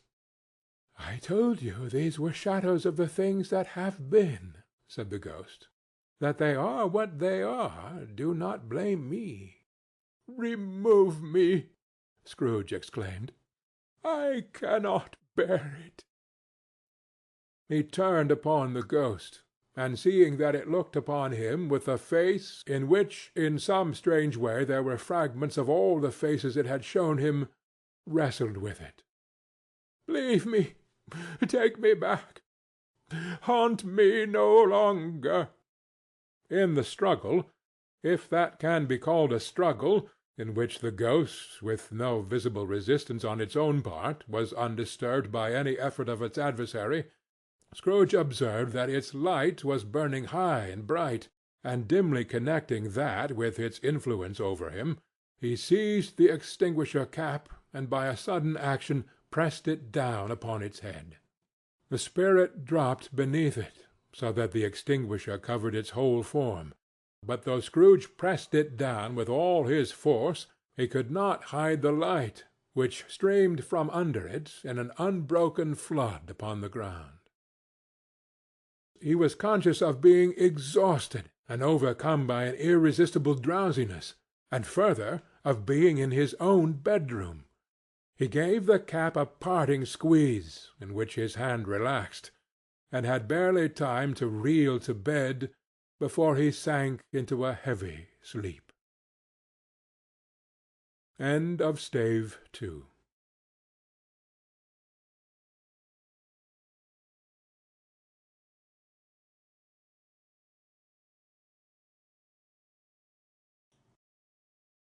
A Christmas Carol, by Charles Dickens. Stave 3. The second of the three spirits. Awakening in the middle of a prodigiously tough snore, and sitting up in bed to get his thoughts together, Scrooge had no occasion to be told that the bell was again upon the stroke of 1. He felt that he was restored to consciousness in the right nick of time for the especial purpose of holding a conference with the second messenger dispatched to him through Jacob Marley's intervention. But finding that he turned uncomfortably cold when he began to wonder which of his curtains this new spectre would draw back, he put them every one aside with his own hands, and lying down again established a sharp lookout all round the bed. For he wished to challenge the spirit on the moment of its appearance, and did not wish to be taken by surprise and made nervous. Gentlemen of the free and easy sort, who plume themselves on being acquainted with a move or two, and being usually equal to the time of day, express the wide range of their capacity for adventure by observing that they are good for anything from pitch and toss to manslaughter, between which opposite extremes no doubt there lies a tolerably wide and comprehensive range of subjects. Without venturing for Scrooge quite as heartily as this, I don't mind calling on you to believe that he was ready for a good broad field of strange appearances, and that nothing between a baby and a rhinoceros would have astonished him very much. Now, being prepared for almost anything, he was not by any means prepared for nothing, and consequently, when the bell struck 1 and no shape appeared, he was taken with a violent fit of trembling. 5 minutes, 10 minutes, a quarter of an hour went by, yet nothing came.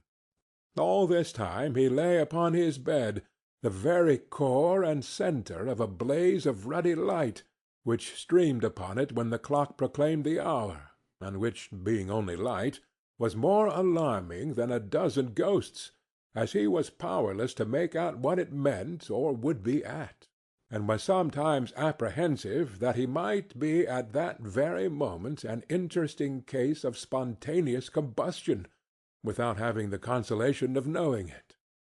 At last, however, he began to think, as you and I would have thought at first, for it is always the person not in the predicament who knows what ought to have been done in it, and would unquestionably have done it too. At last, I say, he began to think that the source and secret of this ghostly light might be in the adjoining room, from whence, on further tracing it, it seemed to shine. This idea taking full possession of his mind, he got up softly, and shuffled in his slippers to the door. The moment Scrooge's hand was on the lock, a strange voice called him by his name and bade him enter. He obeyed.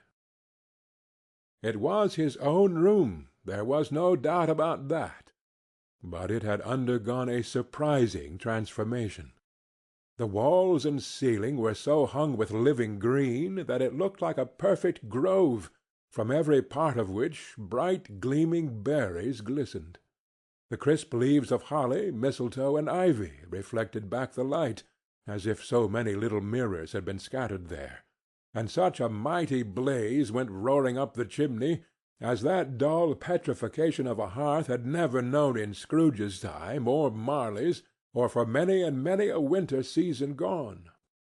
Heaped up on the floor, to form a kind of throne, were turkeys, geese, game, poultry, brawn, great joints of meat, sucking pigs, long wreaths of sausages, mince pies, plum puddings, barrels of oysters, red-hot chestnuts, cherry-cheeked apples, juicy oranges, luscious pears, immense twelfth cakes, and seething bowls of punch that made the chamber dim with their delicious steam.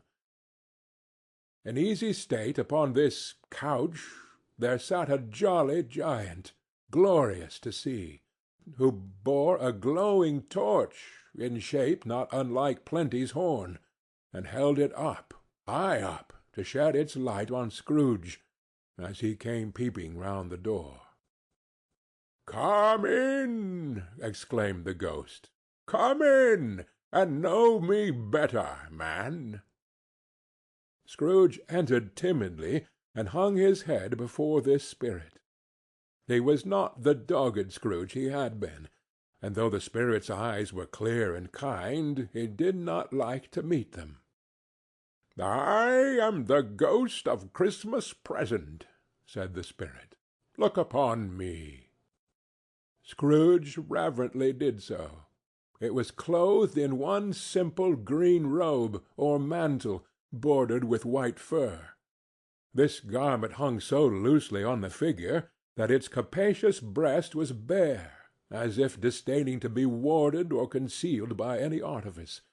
Its feet, observable beneath the ample folds of the garment, were also bare, and on its head it wore no other covering than a holly wreath, set here and there with shining icicles.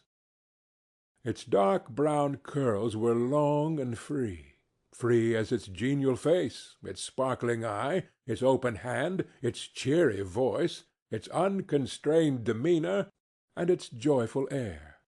Girded round its middle was an antique scabbard, but no sword was in it, and the ancient sheath was eaten up with rust. "You have never seen the like of me before," exclaimed the spirit. "Never," Scrooge made answer to it. "Have never walked forth with the younger members of my family? Meaning, for I am very young, my elder brothers born in these later years?" pursued the phantom. "I don't think I have," said Scrooge. "I am afraid I have not. Have you had many brothers, spirit?" "More than 1,800," said the ghost. "Oh, a tremendous family to provide for," muttered Scrooge. The ghost of Christmas Present rose. "Spirit," said Scrooge submissively, "conduct me where you will. I went forth last night on compulsion, and I learnt a lesson which is working now. To-night, if you have aught to teach me, let me profit by it." "Touch my robe." Scrooge did as he was told, and held it fast. Holly, mistletoe, red berries, ivy, turkeys, geese, game, poultry, brawn, meat, pigs, sausages, oysters, pies, puddings, fruit, and punch, all vanished instantly.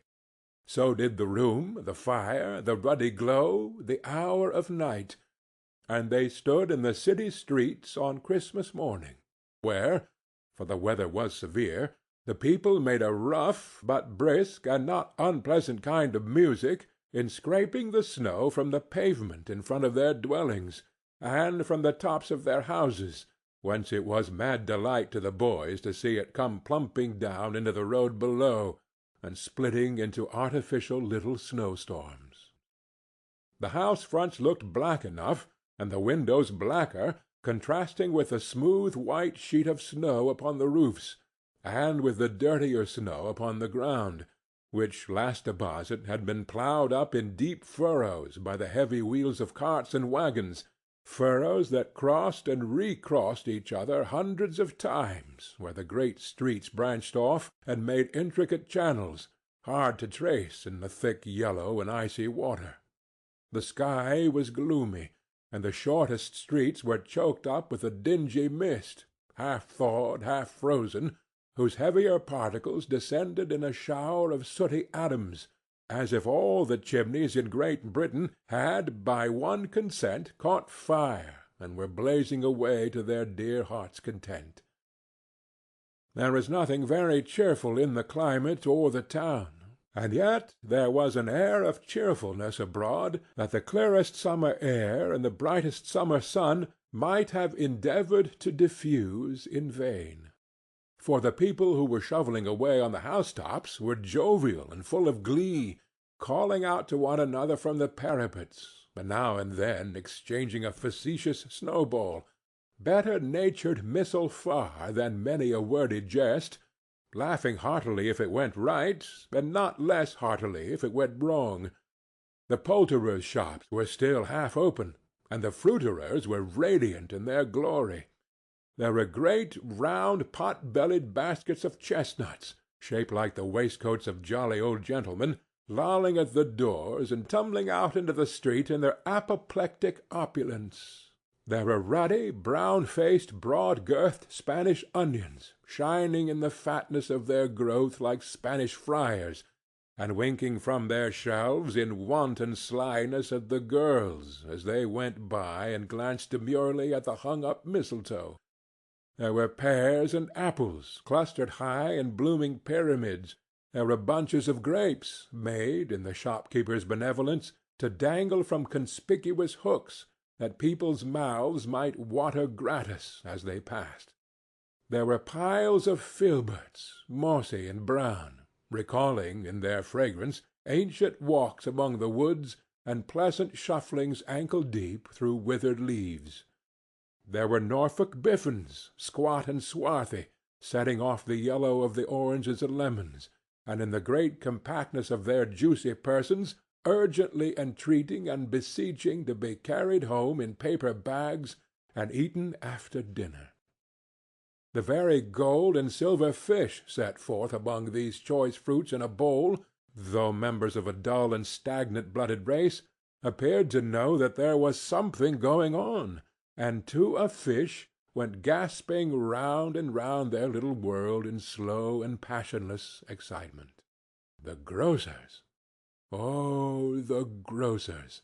Nearly closed, with perhaps 2 shutters down, or 1, but through these gaps such glimpses!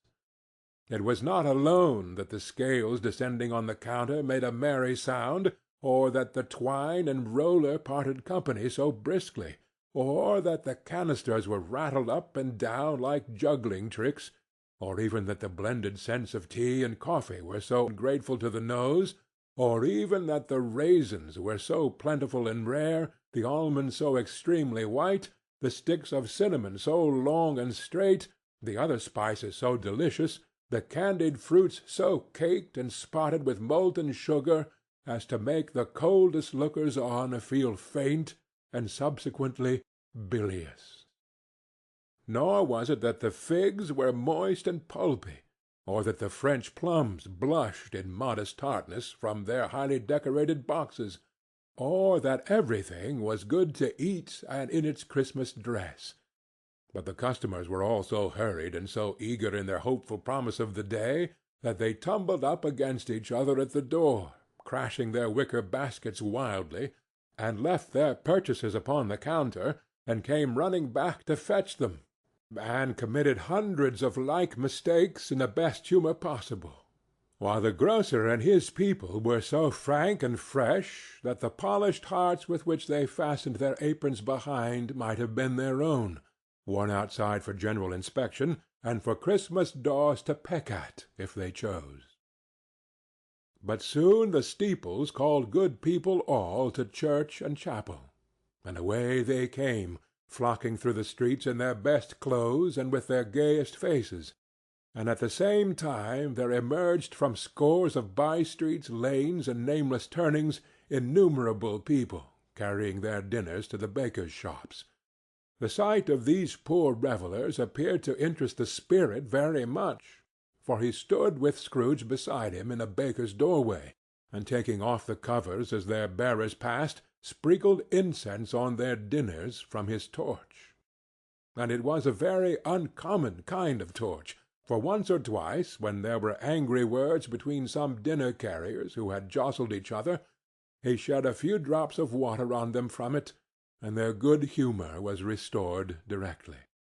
For they said it was a shame to quarrel upon Christmas Day, and so it was. God love it, so it was. In time the bells ceased, and the bakers were shut up, and yet there was a genial shadowing forth of all these dinners and the progress of their cooking in the thawed blotch of wet above each baker's oven, where the pavement smoked as if its stones were cooking too. "Is there a peculiar flavour in what you sprinkle from your torch?" asked Scrooge. "There is. My own." "Would it apply to any kind of dinner on this day?" asked Scrooge. "To any kindly given. To a poor one most." "Why to a poor one most?" asked Scrooge. "Because it needs it most." "Spirit," said Scrooge, after a moment's thought, "I wonder you, of all the beings in the many worlds about us, should desire to cramp these people's opportunities of innocent enjoyment." "I?" cried the spirit. "You would deprive them of their means of dining every 7th day, often the only day on which they can be said to dine at all," said Scrooge. "Wouldn't you?" "I?" cried the spirit. "You seek to close these places on the 7th day," said Scrooge, "and it comes to the same thing." "I seek?" exclaimed the spirit. "Forgive me if I am wrong. It has been done in your name, or at least in that of your family," said Scrooge. "There are some upon this earth of yours," returned the spirit, "who lay claim to know us, and who do their deeds of passion, pride, ill-will, hatred, envy, bigotry, and selfishness in our name, who are as strange to us and all our kith and kin as if they had never lived. Remember that, and charge their doings on themselves, not us." Scrooge promised that he would, and they went on, invisible, as they had been before, into the suburbs of the town. It was a remarkable quality of the ghost, which Scrooge had observed at the baker's, that notwithstanding his gigantic size, he could accommodate himself to any place with ease, and that he stood beneath a low roof quite as gracefully, and like a supernatural creature, as it was possible he could have done in any lofty hall. And perhaps it was the pleasure the good spirit had in showing off this power of his, or else it was his own kind, generous-hearted nature, and his sympathy with all poor men, that led him straight to Scrooge's clerk's, for there he went, and took Scrooge with him, holding to his robe. And on the threshold of the door the spirit smiled, and stopped to bless Bob Cratchit's dwelling with the sprinkling of his torch. Think of that! Bob had 15 bob a week himself. He pocketed on Saturdays but 15 copies of his Christian name, and yet the ghost of Christmas Present blessed his 4-roomed house. Then up rose Mrs. Cratchit, Cratchit's wife, dressed out but poorly in a twice-turned gown, but brave in ribbons, which are cheap and make a goodly show for 6d, and she laid the cloth, assisted by Belinda Cratchit, second of her daughters, also brave in ribbons, while Master Peter Cratchit plunged a fork into the saucepan of potatoes, and getting the corners of his monstrous shirt-collar, Bob's private property conferred upon his son and heir in honor of the day, into his mouth, rejoiced to find himself so gallantly attired, and yearned to show his linen in the fashionable parks. And now 2 smaller Cratchits, boy and girl, came tearing in, screaming that outside the baker's they had smelt the goose, and known it for their own, and basking in luxurious thoughts of sage and onion, these young Cratchits danced about the table, and exalted Master Peter Cratchit to the skies, while he, not proud, although his collars nearly choked him, blew the fire until the slow potatoes, bubbling up, knocked loudly at the saucepan lid to be let out and peeled. "What has ever got your precious father, then?" said Mrs. Cratchit. "And your brother, Tiny Tim? And Martha warn't as late last Christmas Day by half an hour." "Here's Martha, mother," said a girl, appearing as she spoke. "Here's Martha, mother!" cried the two young Cratchits. "Hurrah! There's such a goose, Martha!" "My bless your heart alive, my dear, how late you are!" said Mrs. Cratchit, kissing her a dozen times, and taking off her shawl and bonnet for her with officious zeal. "We'd a deal of work to finish up last night," replied the girl, "and had to clear away this morning, mother." "Well, never mind, so long as you are come," said Mrs. Cratchit. "Sit ye down before the fire, my dear, and have a warm, Lord bless ye." "No, no, there's father coming!" cried the two young Cratchits, who were everywhere at once. "Hide, Martha, hide!" So Martha hid herself, and in came little Bob, the father, with at least 3 feet of comforter, exclusive of the fringe, hanging down before him, and his threadbare clothes darned up and brushed to look seasonable, and Tiny Tim upon his shoulder. Alas for Tiny Tim! He bore a little crutch, and had his limbs supported by an iron frame. "Why, where's our Martha?" cried Bob Cratchit, looking around. "Not coming," said Mrs. Cratchit. "Not coming?" said Bob, with a sudden declension in his high spirits, for he had been Tim's blood-horse all the way from church, and had come home rampant. "Not coming upon Christmas Day!" Martha didn't like to see him disappointed, if it were only in joke, so she came out prematurely from behind the closet door and ran into his arms, while the two young Cratchits hustled Tiny Tim and bore him off into the wash-house, that he might hear the pudding singing in the copper. "And how did little Tim behave?" said Mrs. Cratchit, when she had rallied Bob on his credulity, and Bob had hugged his daughter to his heart's content. "Oh, as good as gold," said Bob, "and better. Somehow he gets thoughtful, sitting by himself so much, and thinks the strangest things you ever heard. He told me, coming home, that he hoped the people saw him in the church, because he was a cripple, and it might be pleasant to them to remember on Christmas Day, 'Who made the lame beggars walk, and blind men see.'" Bob's voice was tremulous when he told them this, and trembled more when he said that Tiny Tim was growing strong and hearty.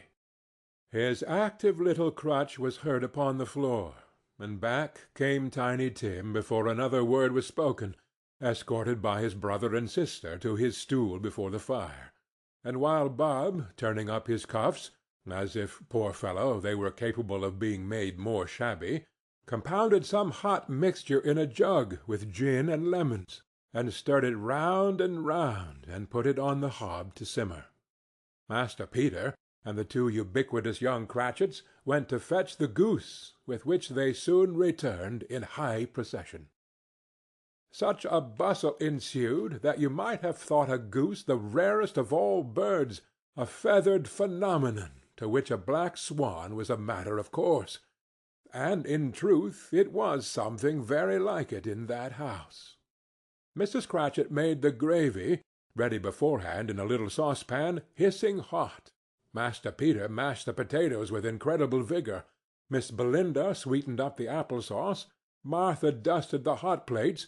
Bob took Tiny Tim beside him in a tiny corner at the table. The two young Cratchits set chairs for everybody, not forgetting themselves, and mounting guard upon their posts, crammed spoons into their mouths, lest they should shriek for goose before their time came to be helped. At last the dishes were set on, and grace was said. It was succeeded by a breathless pause, as Mrs. Cratchit, looking slowly all along the carving-knife, prepared to plunge it in the breast. But when she did, and when the long-expected gush of stuffing issued forth, one murmur of delight arose all round the board, and even Tiny Tim, excited by the two young Cratchits, beat on the table with the handle of his knife, and feebly cried, "Hurrah!" There was never such a goose. Bob said he didn't believe there ever was such a goose cooked. Its tenderness and flavour, size and cheapness, were the themes of universal admiration. Eked out by apple-sauce and mashed potatoes, it was a sufficient dinner for the whole family. Indeed, as Mrs. Cratchit said with great delight, surveying one small atom of a bone upon the dish, they hadn't ate it all at last. Yet every one had had enough, and the youngest Cratchits in particular were steeped in sage and onion to the eyebrows. But now, the plates being changed by Miss Belinda, Mrs. Cratchit left the room alone, too nervous to bear witnesses, to take the pudding up and bring it in. Suppose it should not be done enough? Suppose it should break in turning out? Suppose somebody should have got over the wall of the back-yard and stolen it, while they were merry with the goose, a supposition at which the two young Cratchits became livid. All sorts of horrors were supposed. Hullo! A great deal of steam. The pudding was out of the copper. A smell like a washing-day. That was the cloth. A smell like an eating-house and a pastry-cook's next door to each other, with a laundress's next door to that. That was the pudding. In half a minute Mrs. Cratchit entered, flushed but smiling proudly, with the pudding, like a speckled cannon-ball, so hard and firm, blazing in half a quartern of ignited brandy, and bedight with Christmas holly stuck into the top. Oh, a wonderful pudding! Bob Cratchit said, and calmly too, that he regarded it as the greatest success achieved by Mrs. Cratchit since their marriage. Mrs. Cratchit said that now the weight was off her mind, she would confess that she had her doubts about the quantity of flour. Everybody had something to say about it, but nobody said or thought it was at all a small pudding for a large family. It would have been flat heresy to do so. Any Cratchit would have blushed to hint at such a thing. At last the dinner was all done. The cloth was cleared, the hearth swept, and the fire made up. The compound in the jug being tasted, and considered perfect, apples and oranges were put upon the table, and a shovelful of chestnuts on the fire. Then all the Cratchit family drew round the hearth, in what Bob Cratchit called a circle, meaning half a one, and at Bob Cratchit's elbow stood the family display of glass, 2 tumblers, and a custard-cup without a handle. These held the hot stuff from the jug, however, as well as golden goblets would have done, and Bob served it out with beaming looks, while the chestnuts on the fire sputtered and cracked noisily. Then Bob proposed. "A Merry Christmas to us all, my dears. God bless us," which all the family re-echoed. "God bless us, every one," said Tiny Tim, the last of all. He sat very close to his father's side upon his little stool. Bob held his withered little hand in his, as if he loved the child, and wished to keep him by his side, and dreaded that he might be taken from him. "Spirit," said Scrooge, with an interest he had never felt before, "tell me if Tiny Tim will live." "I see a vacant seat," replied the ghost, "in the poor chimney-corner, and a crutch without an owner, carefully preserved. If these shadows remain unaltered by the future, the child will die." "No, no!" said Scrooge. "Oh, no, kind spirit! Say he will be spared." "If these shadows remain unaltered by the future, another of my race," returned the ghost, "will find him here. What then? If he be like to die, he had better do it, and decrease the surplus population." Scrooge hung his head to hear his own words quoted by the spirit, and was overcome with penitence and grief. "Man," said the ghost, "if man you be in heart, not adamant, forbear that wicked cant until you have discovered what the surplus is, and where it is. Will you decide what men shall live, what men shall die? It may be that in the sight of heaven you are more worthless and less fit to live than millions like this poor man's child. O God! To hear the insect on the leaf pronouncing on the too much life among his hungry brothers in the dust." Scrooge bent before the ghost's rebuke, and trembling cast his eyes upon the ground.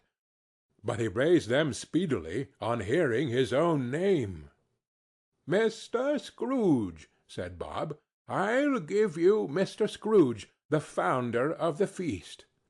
"The founder of the feast, indeed!" cried Mrs. Cratchit, reddening. "I wish I had him here. I'd give him a piece of my mind to feast upon, and I'd hope he'd have a good appetite for it." "My dear," said Bob, "the children! Christmas Day!"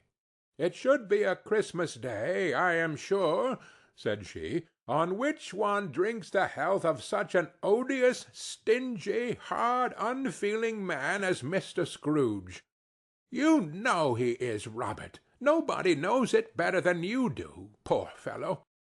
"My dear," was Bob's mild answer, "Christmas Day."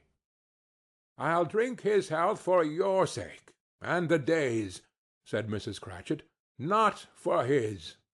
Long life to him! A Merry Christmas and a Happy New Year!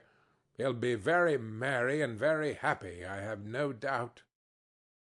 The children drank the toast after her.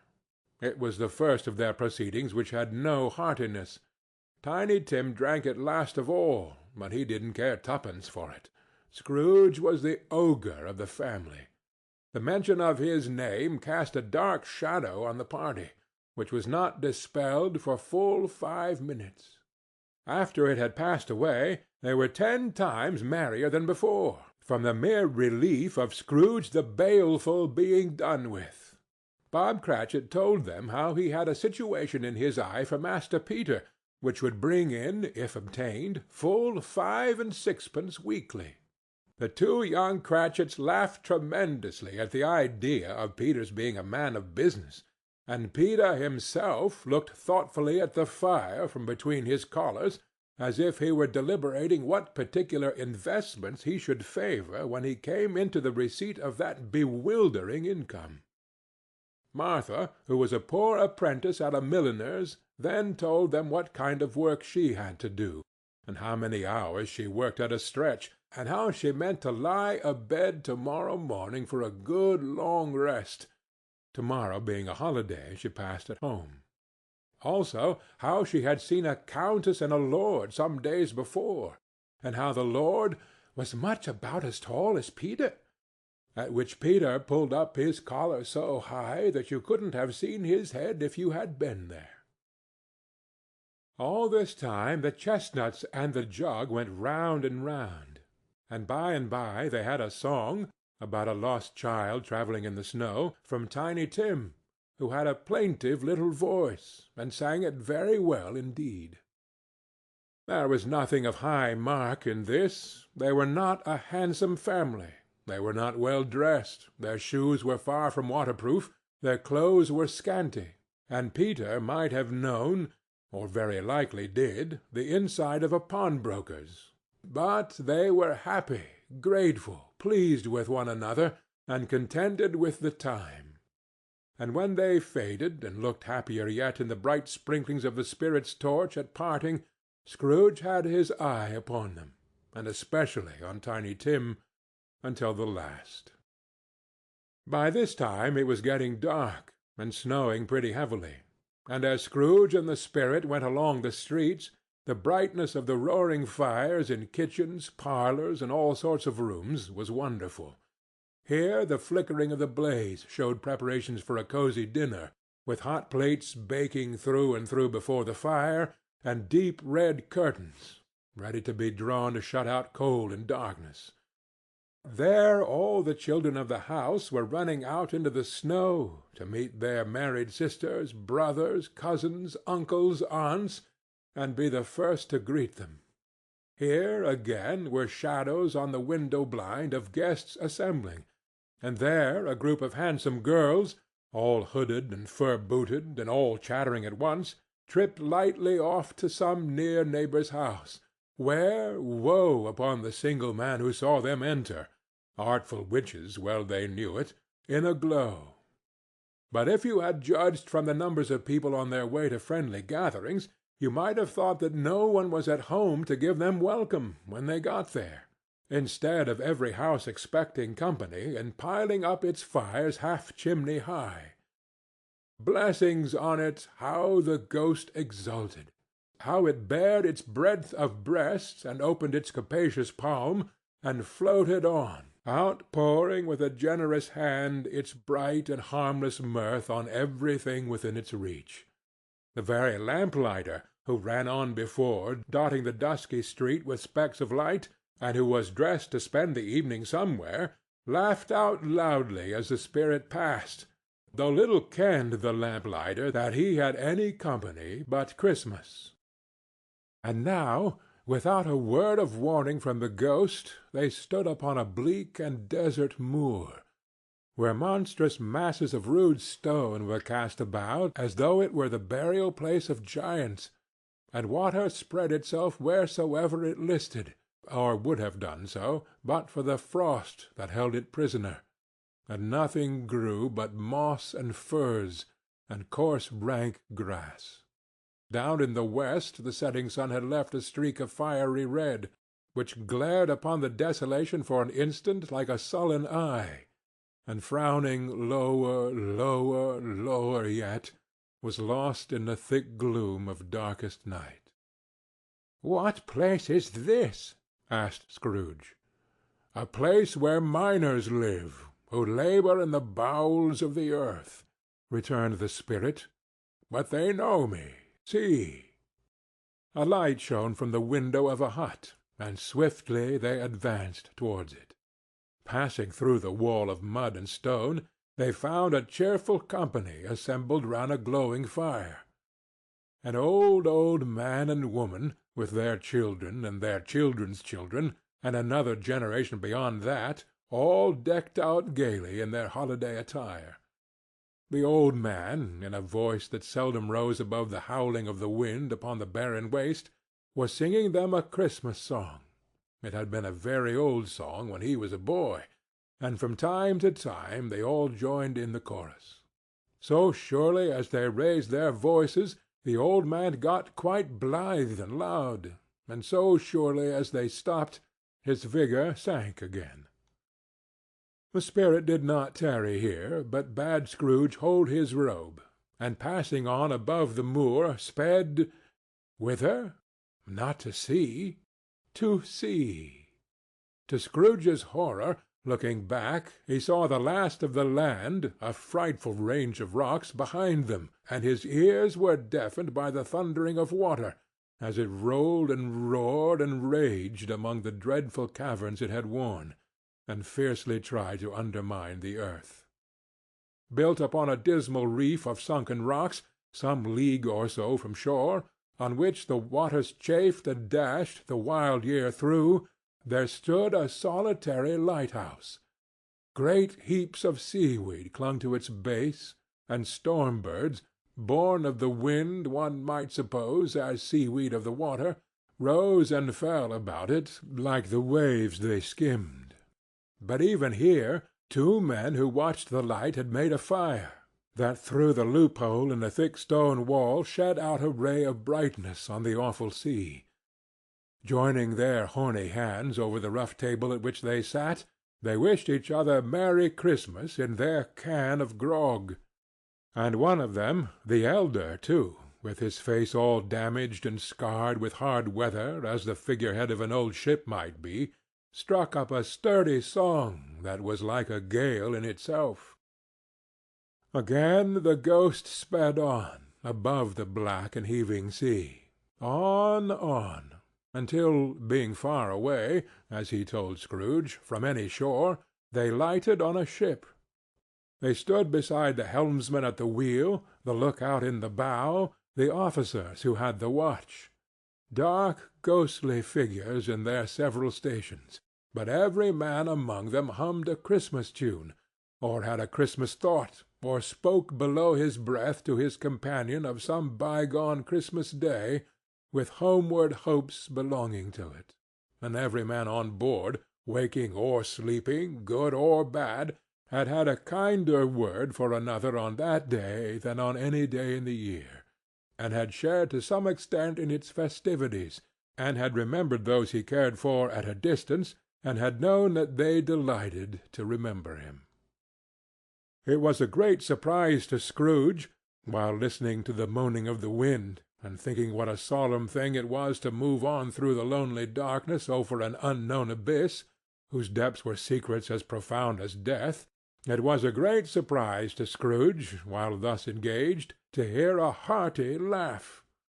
It was a much greater surprise to Scrooge to recognize it as his own nephew's, and to find himself in a bright, dry, gleaming room, with the spirit standing smiling by his side, and looking at that same nephew with approving affability.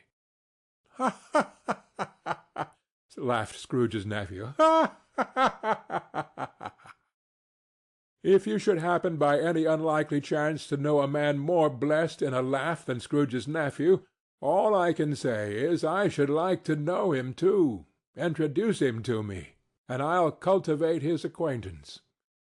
It is a fair, even-handed, noble adjustment of things, that while there is infection and disease and sorrow, there is nothing in the world so irresistibly contagious as laughter and good humor. When Scrooge's nephew laughed in his way, holding his sides, rolling his head, and twisting his face into the most extravagant contortions, Scrooge's niece, by marriage, laughed as heartily as he, and their assembled friends, being not a bit behindhand, roared out lustily, "Ha, ha, ha, ha! He said that Christmas was a humbug, as I live!" cried Scrooge's nephew. "He believed it, too." "More shame for him, Fred," said Scrooge's niece, indignantly. "Bless those women, they never do anything by halves. They are always in earnest." She was very pretty, exceedingly pretty, with a dimpled, surprised-looking, capital face, a ripe little mouth that seemed made to be kissed, as no doubt it was, all kinds of good little dots about her chin that melted into one another when she laughed, and the sunniest pair of eyes you ever saw in any little creature's head. Altogether she was what you would have called provoking, you know, but satisfactory, too. Oh, perfectly satisfactory. "He's a comical old fellow," said Scrooge's nephew. "That's the truth, and not so pleasant as he might be. However, his offences carry their own punishment, and I have nothing to say against him." "I'm sure he's very rich, Fred," hinted Scrooge's niece. "At least you always tell me so." "What of that, my dear?" said Scrooge's nephew. "His wealth is of no use to him. He don't do any good with it. He don't make himself comfortable with it.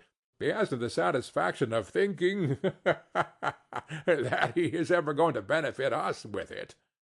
"I have no patience with him," observed Scrooge's niece.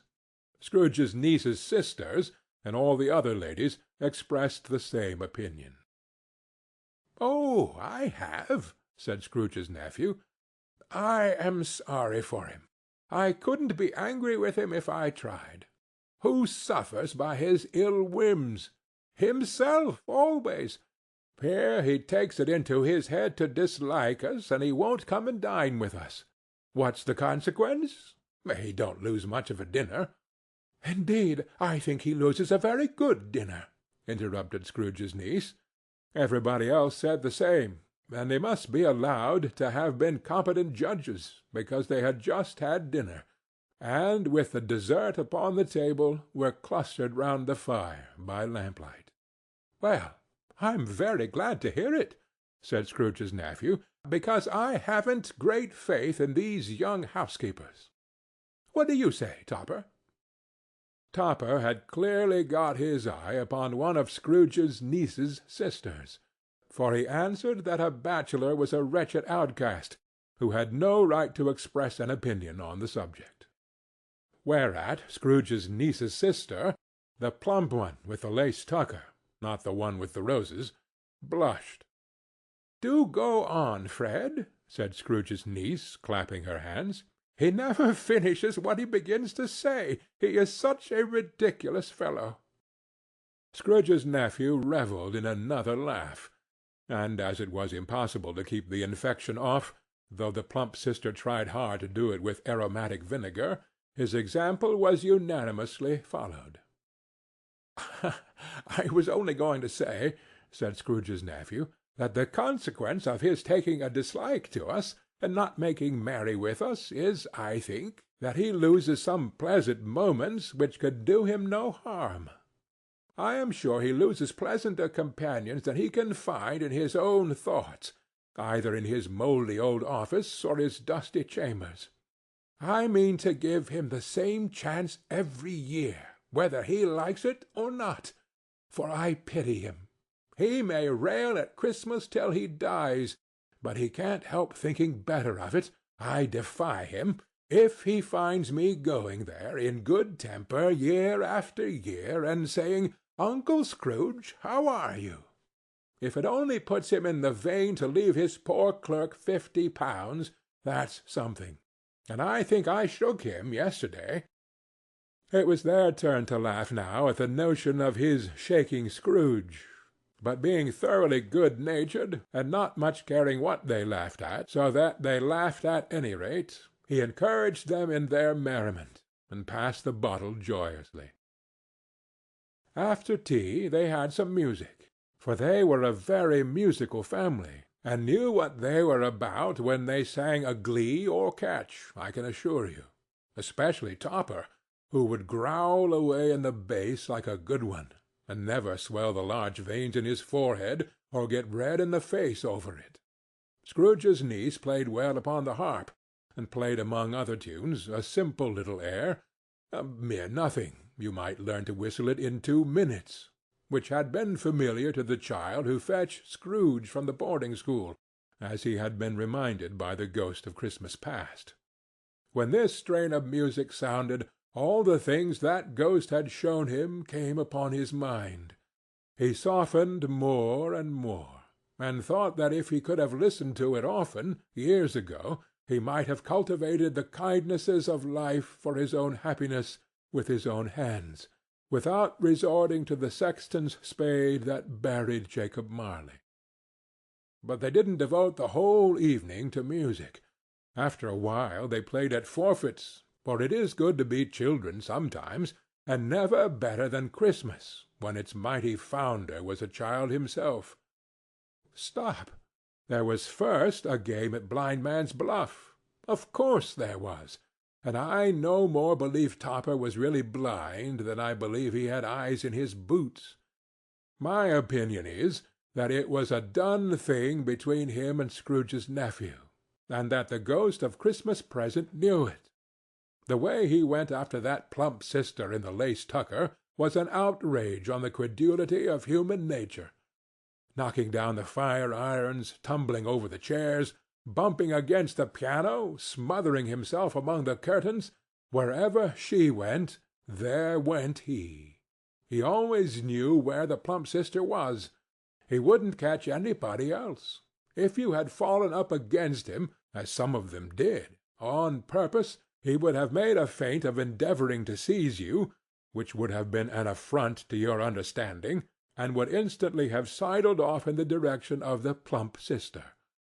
She often cried out that it wasn't fair, and it really was not. But when at last he caught her, when, in spite of all her silken rustlings and her rapid flutterings past him, he got her into a corner whence there was no escape, then his conduct was the most execrable.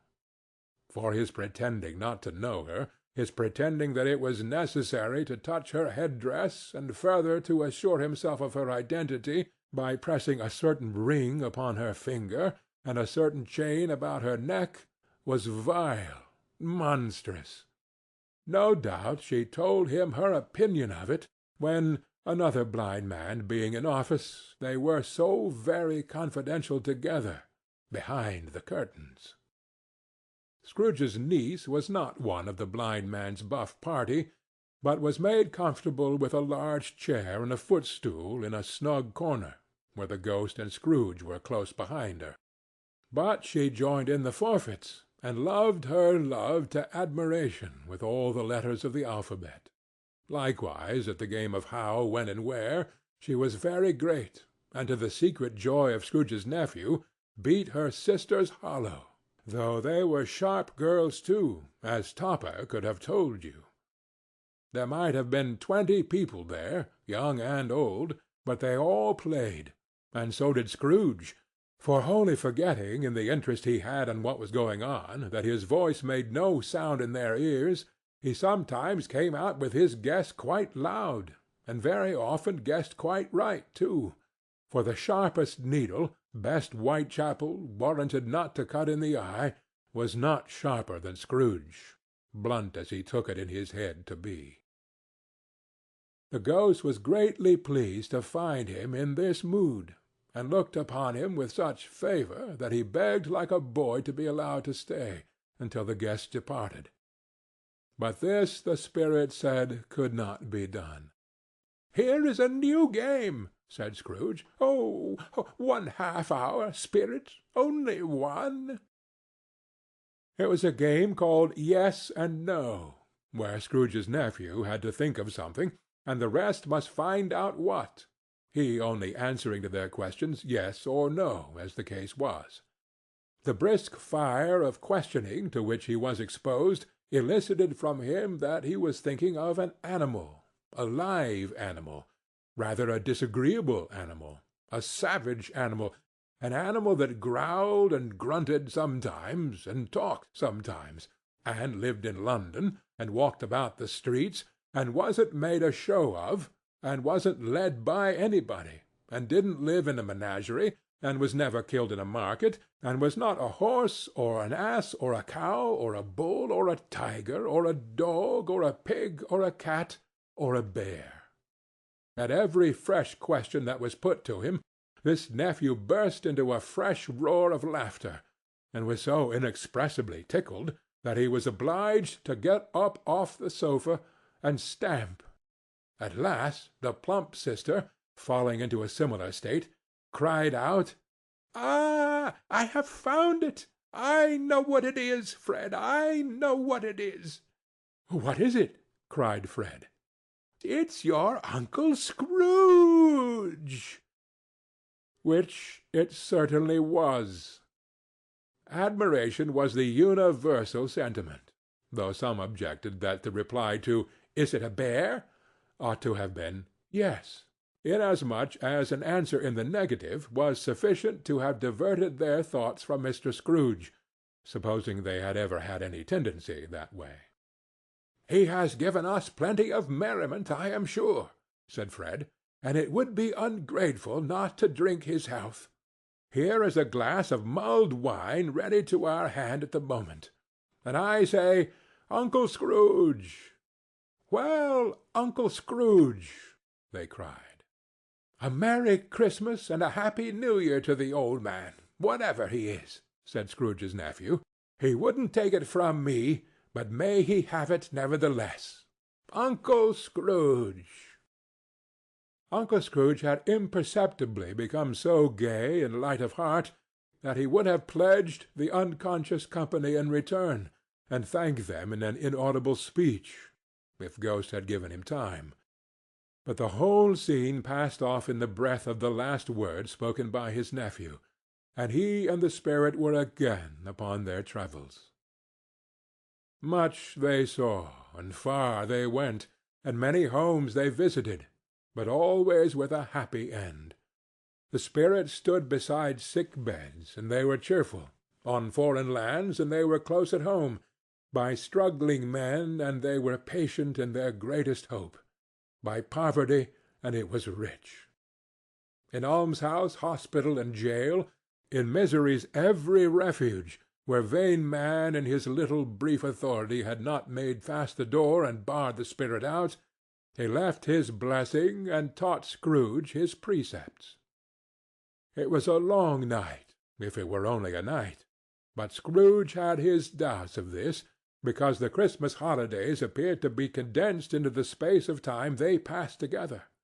It was strange, too, that while Scrooge remained unaltered in his outward form, the ghost grew older, clearly older. Scrooge had observed this change, but never spoke of it until they left the children's 12th night party, when, looking at the spirit as they stood together in an open place, he noticed that his hair was grey. "Are spirits' lives so short?" asked Scrooge. "My life upon this globe is very brief," replied the ghost. "It ends to-night."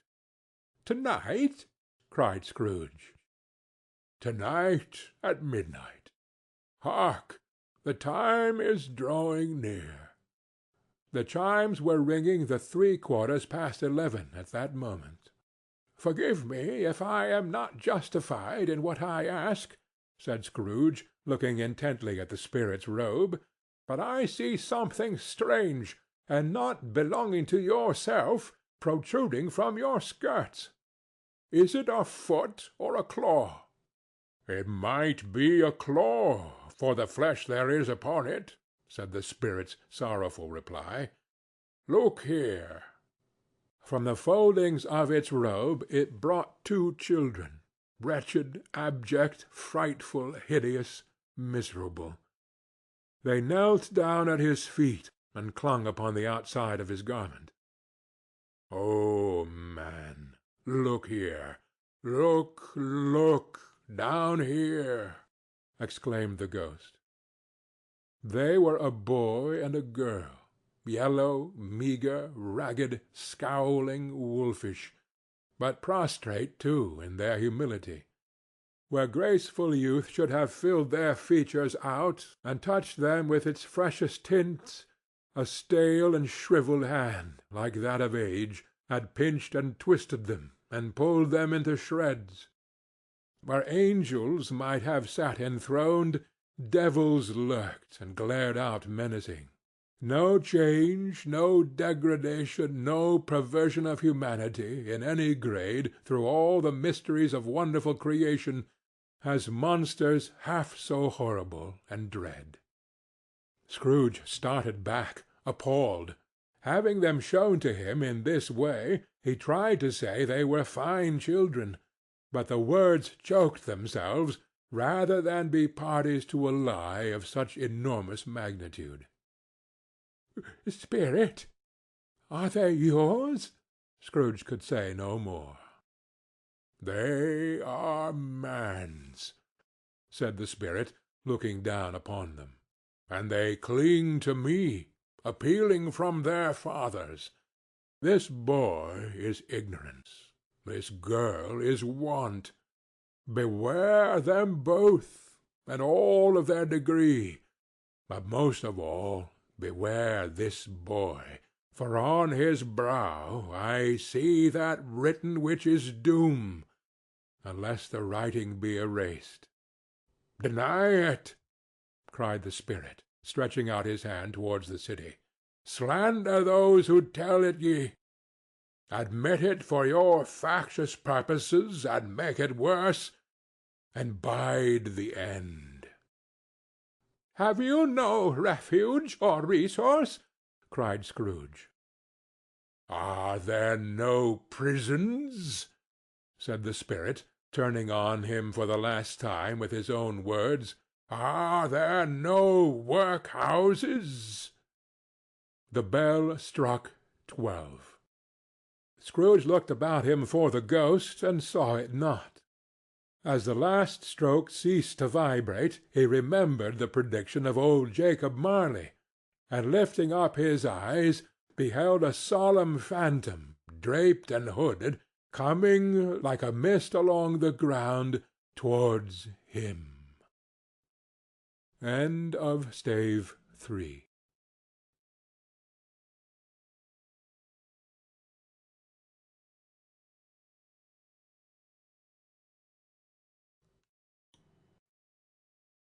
A Christmas Carol by Charles Dickens. Stave 4. The Last of the Spirits. The phantom slowly, gravely, silently approached. When it came near him, Scrooge bent down upon his knee, for in the very air through which this spirit moved, it seemed to scatter gloom and mystery. It was shrouded in a deep black garment, which concealed its head, its face, its form, and left nothing of it visible save one outstretched hand. But for this it would have been difficult to detach its figure from the night, and separate it from the darkness by which it was surrounded. He felt that it was tall and stately when it came beside him, and that its mysterious presence filled him with a solemn dread. He knew no more, for the spirit neither spoke nor moved. "I am in the presence of the ghost of Christmas yet to come," said Scrooge. The spirit answered not, but pointed onward with its hand. "You are about to show me shadows of the things that have not happened, but will happen in the time before us," Scrooge pursued. "Is that so, spirit?" The upper portion of the garment was contracted for an instant in its folds, as if the spirit had inclined its head. That was the only answer he received. Although well used to ghostly company by this time, Scrooge feared the silent shape so much that his legs trembled beneath him, and he found that he could hardly stand when he prepared to follow it. The spirit paused a moment, as observing his condition, and giving him time to recover. But Scrooge was all the worse for this. It thrilled him with a vague, uncertain horror to know that behind that dusky shroud there were ghostly eyes intently fixed upon him, while he, though he stretched his own to the utmost, could see nothing but a spectral hand and one great heap of black. "Ghost of the future!" he exclaimed, "I fear you are more than any spectre I have seen. But as I know your purpose is to do me good, and as I hope to live to be another man from what I was, I am prepared to bear you company, and do it with a thankful heart. Will you not speak to me?" It gave him no reply. The hand was pointed straight before them. "Lead on," said Scrooge. "Lead on. The night is waning fast, and it is precious time to me, I know. Lead on, spirit." The phantom moved away as it had come towards him. Scrooge followed in the shadow of its dress, which bore him up, he thought, and carried him along. They scarcely seemed to enter the city, for the city rather seemed to spring up about them and encompass them as its own act. And there they were in the heart of it, on 'change amongst the merchants, who hurried up and down, and chinked the money in their pockets, and conversed in groups, and looked at their watches, and trifled thoughtfully with their great gold seals, and so forth, as Scrooge had seen them often. The spirit stopped beside one little knot of business men. Observing that the hand was pointed to them, Scrooge advanced to listen to their talk. "No," said a great fat man with a monstrous chin, "I don't know much about it either way. I only know he's dead." "When did he die?" inquired another. Last night, I believe." "Why, what was the matter with him?" asked a third, taking a vast quantity of snuff out of a very large snuff-box. "I thought he'd never die." "God knows," said the first, with a yawn. "What has he done with his money?" asked a red-faced gentleman with a pendulous excrescence on the end of his nose that shook like the gills of a turkey-cock. "I haven't heard," said the man with the large chin, yawning again. "Left it to his company, perhaps. He hasn't left it to me. That's all I know." The pleasantry was received with a general laugh. "It's likely to be a very cheap funeral," said the same speaker, "for upon my life I don't know of anybody to go to it. Suppose we make up a party and volunteer? I don't mind going, if a lunch is provided," observed the gentleman with the excrescence on his nose. "But I must be fed if I make one." Another laugh. "Well, I am the most disinterested among you, after all," said the first speaker, "for I never wear black gloves, and I never eat lunch. But I'll offer to go if anybody else will. When I come to think of it, I'm not at all sure that I wasn't his most particular friend, for we used to stop and speak whenever we met. Bye-bye." Speakers and listeners strolled away, and mixed with other groups. Scrooge knew the men, and looked towards the spirit for an explanation. The phantom glided on into a street. His finger pointed to two persons meeting. Scrooge listened again, thinking that the explanation might lie here. He knew these men also perfectly. They were men of business, very wealthy, and of great importance.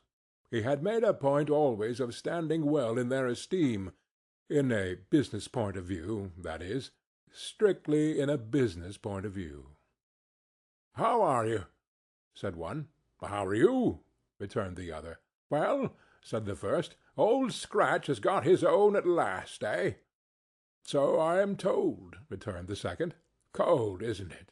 Seasonable for Christmas time. You're not a skater, I suppose?" "No, no. Something else to think of. Good morning." Not another word.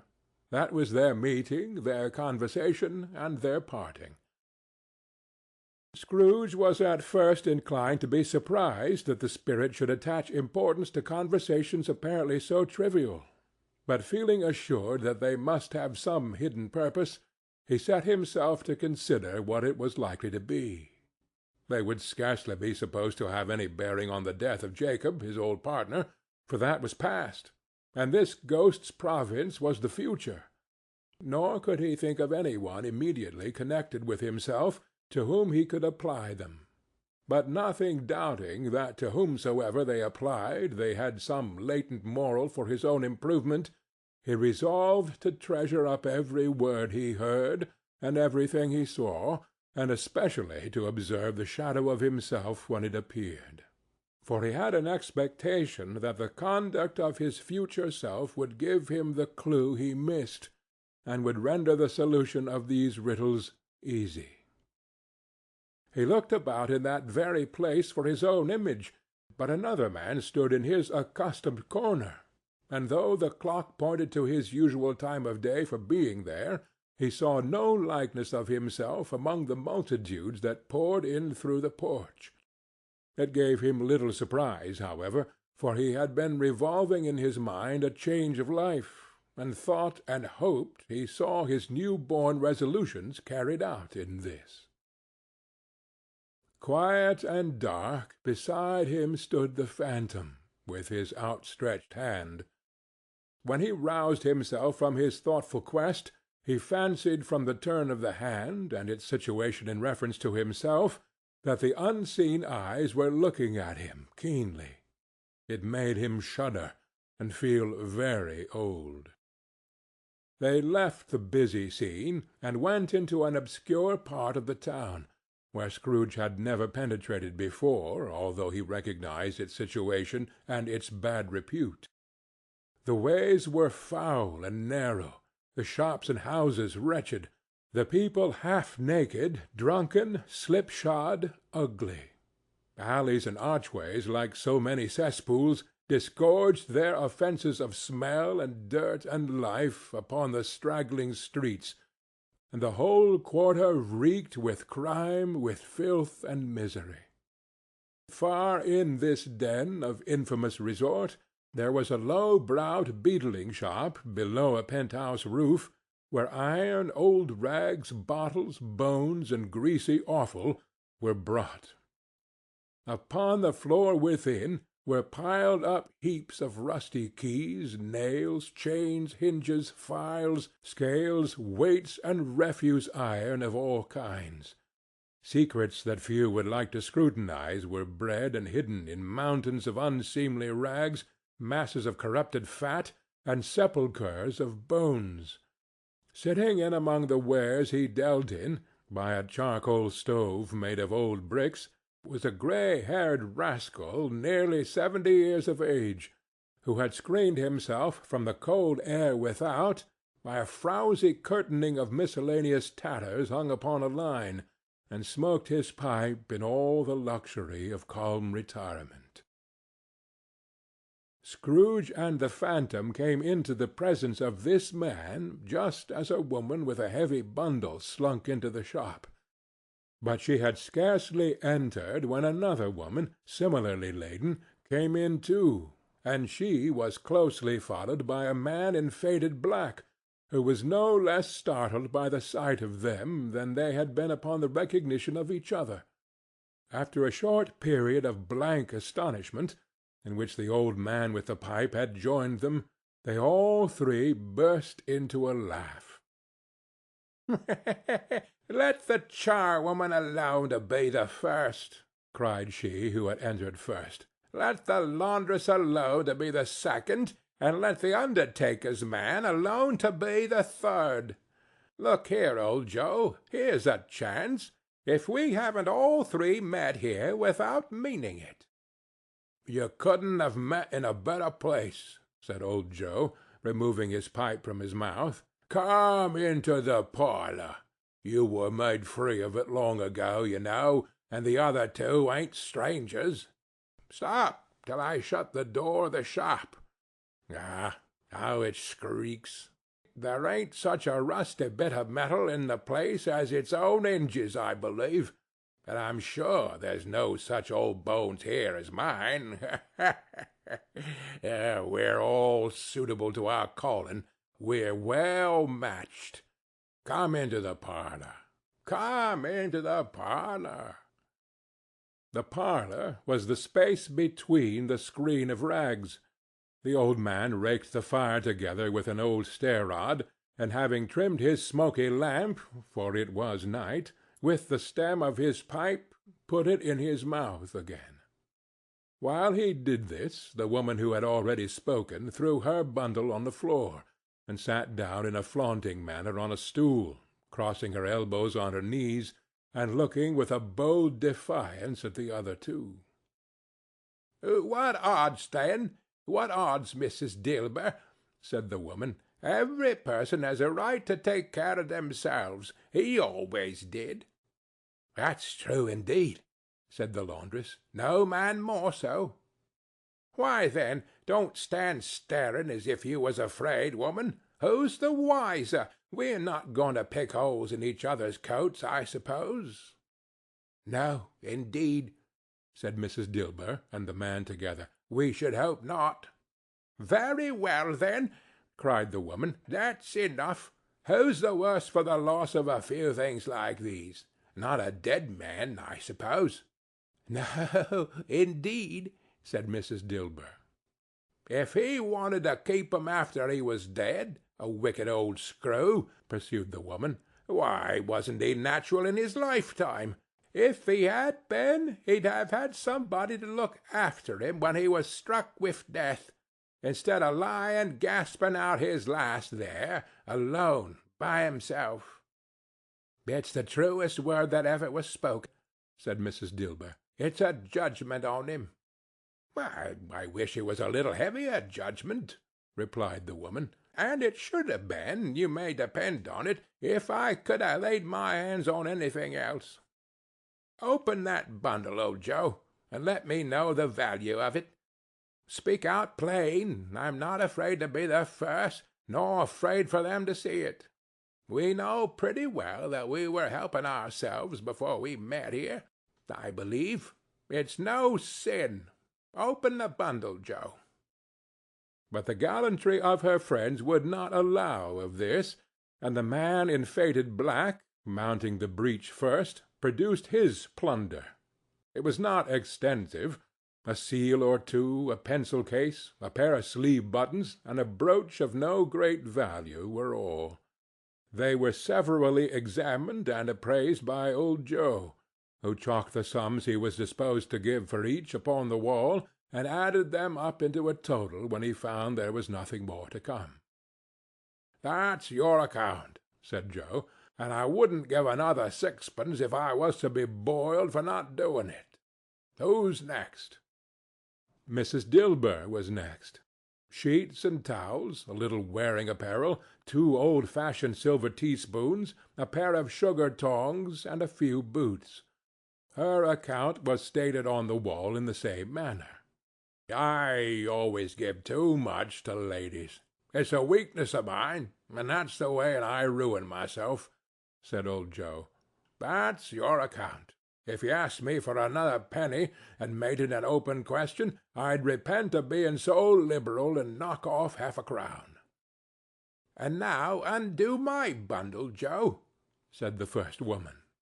Joe went down on his knees for the greater convenience of opening it, and having unfastened a great many knots, dragged out a large and heavy roll of some dark stuff. "What do you call this?" said Joe. "Bed curtains?" "Ah!" returned the woman, laughing and leaning forward on her crossed arms. "Ha, ha, ha! Bed curtains! You don't mean to say you took 'em down, rings and all, with him lying there?" said Joe. "Yes, I do," replied the woman. "Why not?" "Why, you were born to make your fortune," said Joe, "and you'll certainly do it." "I certainly shan't hold my hand, when I can get anything in it by reaching out, for the sake of such a man as he was, I promise you, Joe," returned the woman coolly. "Don't drop that oil upon the blankets, now." "His blankets?" asked Joe. "Who else's do you think?" replied the woman. "He isn't likely to take cold without 'em, I dare say." "I hope he didn't die of anything catching, eh?" said old Joe, stopping in his work and looking up. "Don't you be afraid of that," returned the woman. "I ain't so fond of his company that I'd loiter about him for such doings, if he did. Ah, you may look through that shirt till your eyes ache, but you won't find a hole in it, nor a threadbare place. It's the best he had, and a fine one, too. They'd have wasted it if it hadn't been for me." "What do you call wasting it?" asked old Joe. "Putting it on him to be buried in, to be sure," replied the woman with a laugh. "Somebody was fool enough to do it, but I took it off again. If calico ain't good enough for such a purpose, it isn't good enough for anything. It's quite as becoming to the body. He can't look uglier than he did in that one." Scrooge listened to this dialogue in horror. As they sat grouped about their spoil in the scanty light afforded by the old man's lamp, he viewed them with a detestation and disgust which could hardly have been greater, though they had been obscene demons marketing the corpse itself. "Ha, ha, ha!" laughed the same woman, when old Joe, producing a flannel bag with money in it, told out their several gains upon the ground. "This is the end of it, you see. He frightened every one away from him when he was alive, to profit us when he was dead. Ha, ha, ha, ha!" "Spirit," said Scrooge, shuddering from head to foot, I see. The case of this unhappy man might be my own. My life tends that way now. Merciful heaven! What is this?" He recoiled in terror, for the scene had changed, and now he almost touched a bed, a bare uncurtained bed, on which, beneath a ragged sheet, there lay a something covered up, which, though it was dumb, announced itself in awful language. The room was very dark, too dark to be observed with any accuracy, though Scrooge glanced round it in obedience to a secret impulse, anxious to know what kind of room it was. A pale light, rising in the outer air, fell straight upon the bed, and on it, plundered and bereft, unwatched, unwept, uncared for, was the body of this man. Scrooge glanced towards the phantom. Its steady hand was pointed to the head. The cover was so carelessly adjusted that the slightest raising of it, the motion of a finger upon Scrooge's part, would have disclosed the face. He thought of it, felt how easy it would be to do, and longed to do it, but had no more power to withdraw the veil than to dismiss the spectre at his side. O cold, cold, rigid, dreadful death, set up thine altar here, and dress it with such terrors as thou hast at thy command, for this is thy dominion. But of the loved, revered, and honored head thou canst not turn one hair to thy dread purposes, and make one feature odious. It is not that the hand is heavy, and will fall down when released. It is not that the heart and pulse are still, but that the hand was open, generous, and true, the heart brave, warm, and tender, and the pulse a man's. Strike, Shadow, strike, and see his good deeds springing from the wound to sow the world with life immortal. No voice pronounced these words in Scrooge's ears, and yet he heard them when he looked upon the bed. He thought if this man could be raised up now, what would be his foremost thoughts? Avarice, hard-dealing, griping cares? They have brought him a rich end, truly. He lay in the dark, empty house, with not a man, a woman, or a child to say that he was kind to me in this or that, and for the memory of one kind word I will be kind to him.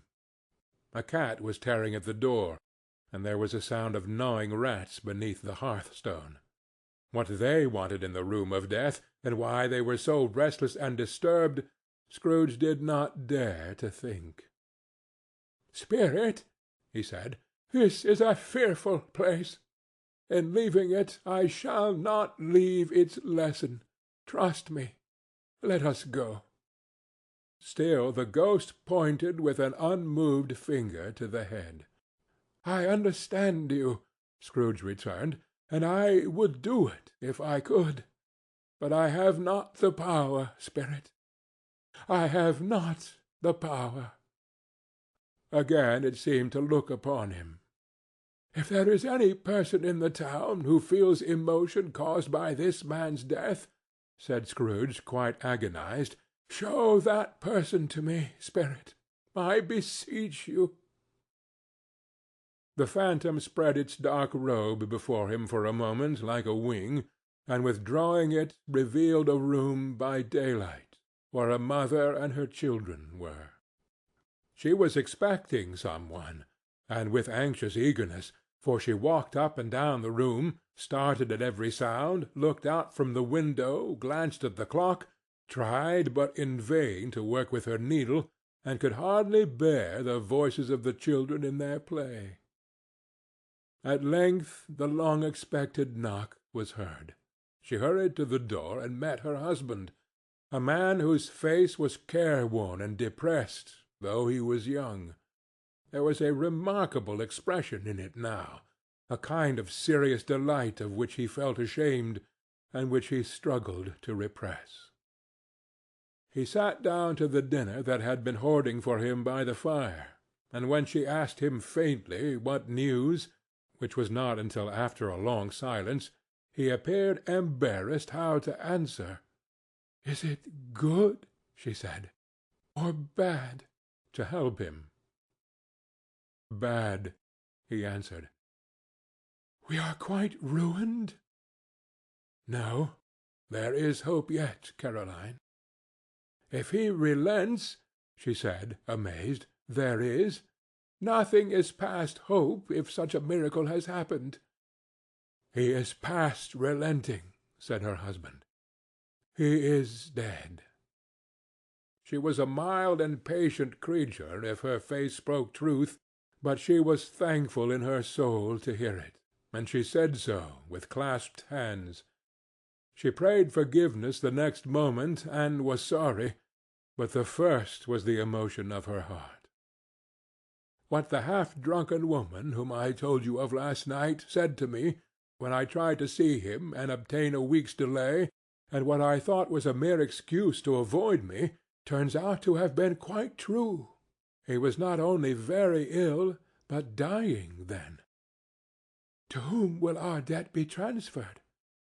I don't know, but before that time we shall be ready with the money, and even though we were not, it would be a bad fortune indeed to find so merciless a creditor in his successor.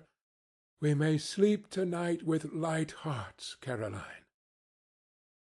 Yes, soften it as they would, their hearts were lighter.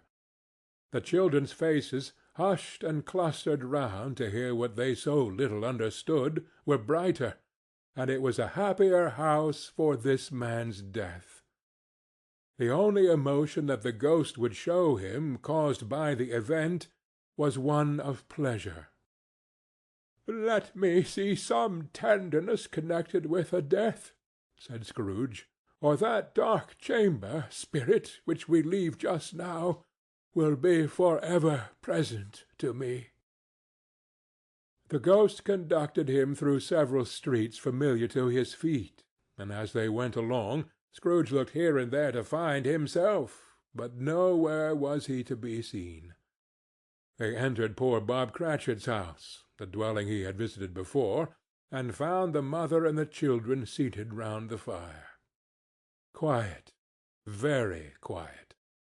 The noisy little Cratchits were as still as statues in one corner, and sat looking up at Peter, who had a book before him. The mother and her daughters were engaged in sewing, but surely they were very quiet. "And he took a child and set him in the midst of them." Where had Scrooge heard these words? He had not dreamed them. The boy must have read them out as he and the spirit crossed the threshold. Why did he not go on? The mother laid her work upon the table, and put her hand up to her face. "The colour hurts my eyes," she said. "The colour? Oh, poor Tiny Tim!" "They're better now, again," said Cratchit's wife. "It makes them weak by candlelight, and I wouldn't show weak eyes to your father when he comes home, for the world.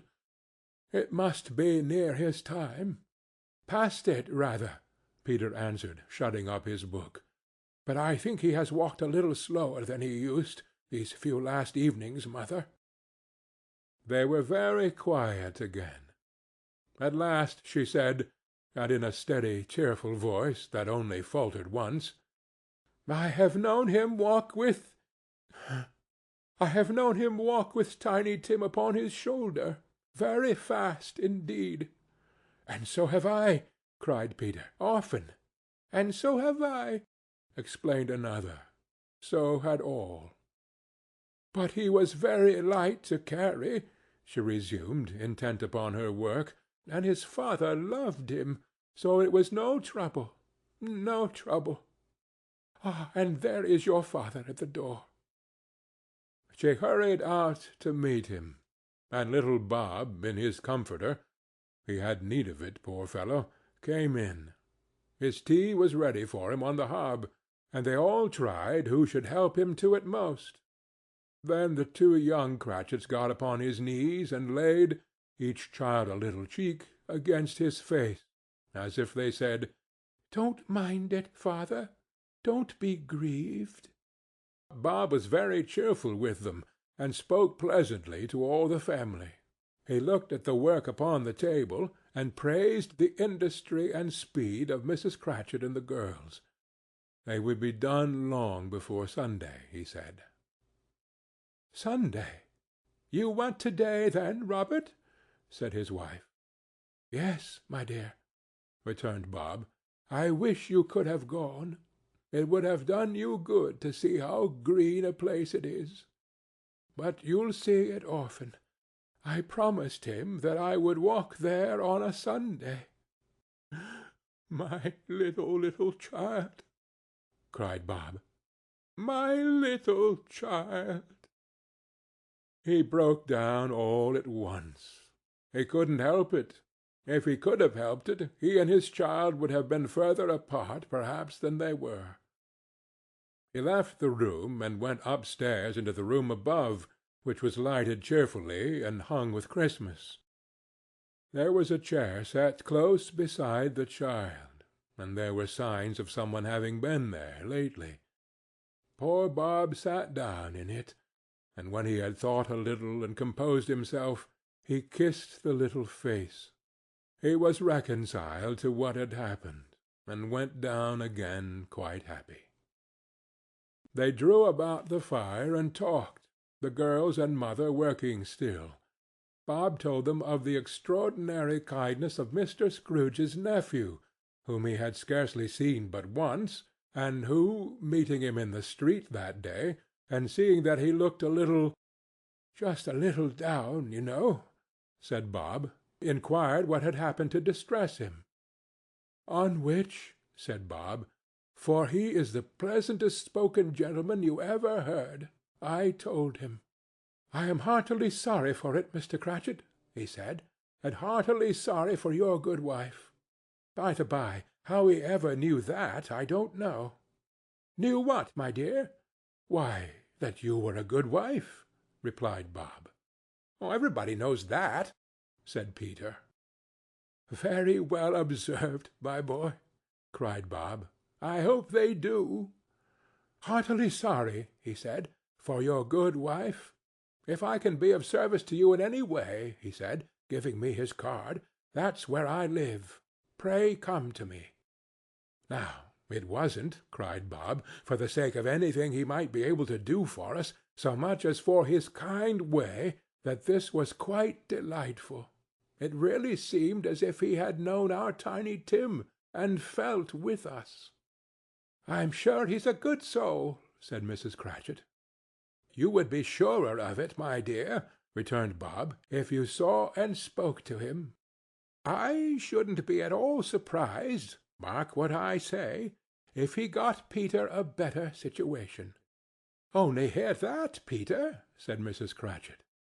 "And then," cried one of the girls, "Peter will be keeping company with some one and setting up for himself." "Get along with you," retorted Peter, grinning. "It's just as likely as not," said Bob, "one of these days, though there's plenty of time for that, my dear. But however and whenever we part from one another, I am sure we shall none of us forget Tiny Tim, shall we? Or this first parting that there was among us." "Never, father," cried they all. "And I know," said Bob, "I know, my dears, that when we recollect how patient and how mild he was, although he was a little child, we shall not quarrel easily among ourselves, and forget poor Tiny Tim in doing it." "No, never, father," they all cried again. "I am very happy," said little Bob. "I am very happy." Mrs. Cratchit kissed him, his daughters kissed him, the two young Cratchits kissed him, and Peter and himself shook hands. "Spirit of Tiny Tim, thy childish essence was from God." "Spectre," said Scrooge, "something informs me that our parting moment is at hand. I know it, but I know not how. Tell me what man that was whom we saw lying dead." The ghost of Christmas yet to come conveyed him, as before, though at a different time, he thought. Indeed, there seemed no order in these latter visions, save that they were in the future, into the resorts of business men, but showed him not himself. Indeed, the spirit did not stay for anything, but went straight on, as to the end just now desired, until besought by Scrooge to tarry for a moment. "This court," said Scrooge, "through which we hurry now, is where my place of occupation is, and has been for a length of time. I see the house. Let me behold what I shall be in days to come." The spirit stopped. The hand was pointed elsewhere. "The house is yonder," Scrooge exclaimed. "Why do you point away?" The inexorable finger underwent no change. Scrooge hastened to the window of his office and looked in. It was an office still, but not his. The furniture was not the same, and the figure in the chair was not himself. The phantom pointed as before. He joined it once again, and wondering why and whither he had gone, accompanied it until they reached an iron gate. He paused to look round before entering. A churchyard. Here, then, the wretched man whose name he had now to learn lay underneath the ground. It was a worthy place, walled in by houses, overrun by grass and weeds, the growth of vegetation's death, not life, choked up with too much burying, fat with repleted appetite.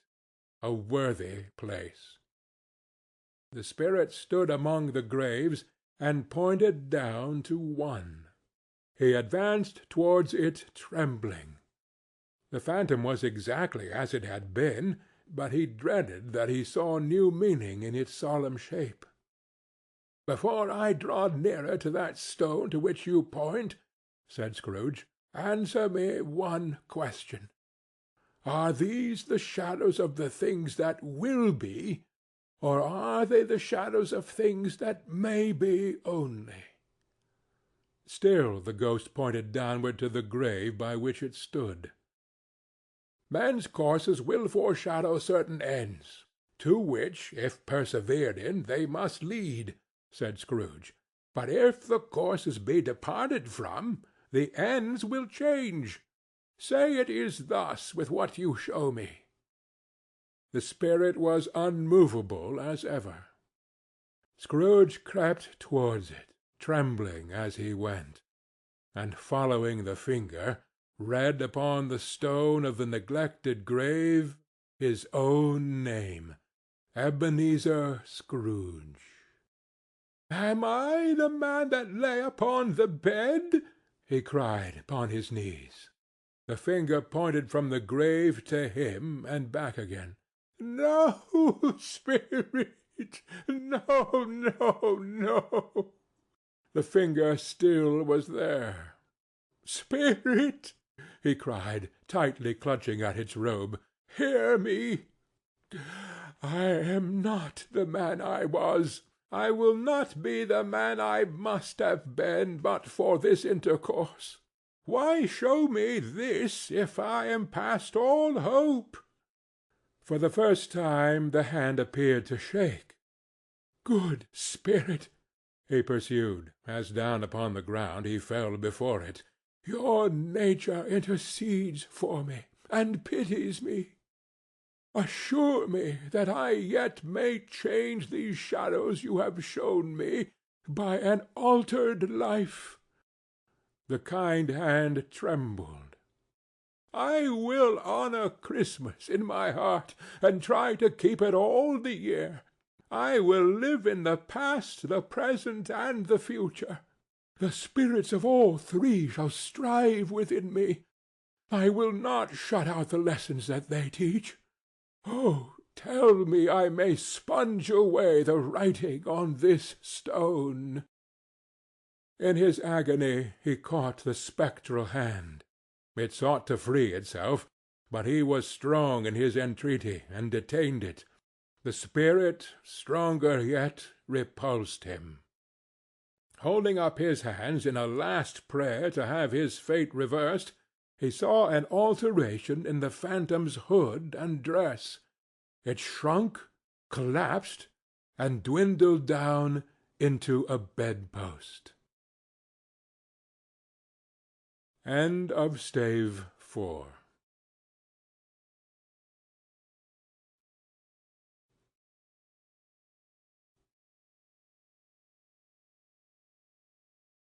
A Christmas Carol by Charles Dickens. Stave 5. The End of It. Yes, and the bedpost was his own. The bed was his own. The room was his own. Best and happiest of all, the time before him was his own, to make amends in.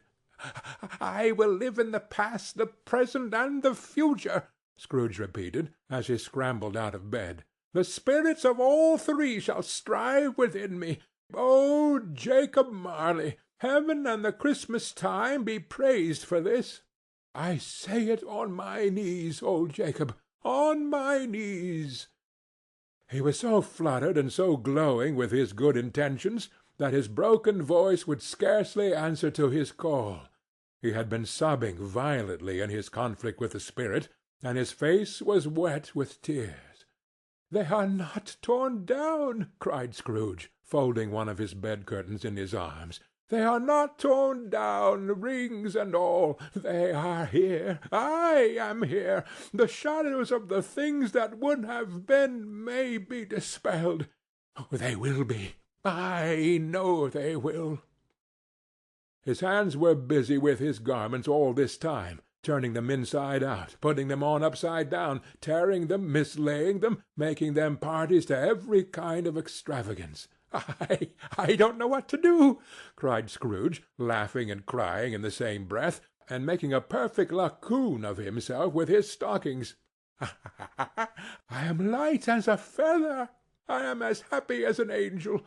I am merry as a schoolboy. I am as giddy as a drunken man. A Merry Christmas to everybody. A Happy New Year to all the world. Hello there! Hello!" He had frisked into the sitting-room, and was now standing there, perfectly winded. "There's the saucepan that the gruel was in," cried Scrooge, starting off again and going round the fireplace. "There's the door by which the ghost of Jacob Marley entered. There's the corner where the ghost of Christmas Present sat. Oh, there's the window where I saw the wandering spirits. It's all right. It's all true. It all happened. Really, for a man who had been out of practice for so many years, it was a splendid laugh, a most illustrious laugh, the father of a long, long line of brilliant laughs. "I don't know what day of the month it is," said Scrooge. "I don't know how long I've been among the spirits. I don't know anything. I'm quite a baby. Never mind. I don't care. I'd rather be a baby. Hello! Whoop! Hello there!" He was checked in his transports by the churches ringing out the lustiest peals he had ever heard. Clash, clang, hammer. Ding, dong, bell. Bell, dong, ding, hammer, clang, clash. Oh, glorious, glorious! Running to the window, he opened it and put out his head. No fog, no mist, clear, bright, jovial, stirring cold, cold piping for the blood to dance to, golden sunlight, heavenly sky, sweet fresh air, merry bells. Oh, glorious, glorious! "What's to-day?" cried Scrooge, calling downward to a boy in Sunday clothes, who perhaps had loitered in to look about him. "Aye," returned the boy, with all his might of wonder. "What's to-day, my fine fellow?" said Scrooge. "To-day?" replied the boy. "Why, Christmas Day." "It's Christmas Day," said Scrooge to himself. "I haven't missed it. The spirits have done it all in one night. Oh, they can do anything they like. Of course they can. Of course they can. Hello, hello, my fine fellow."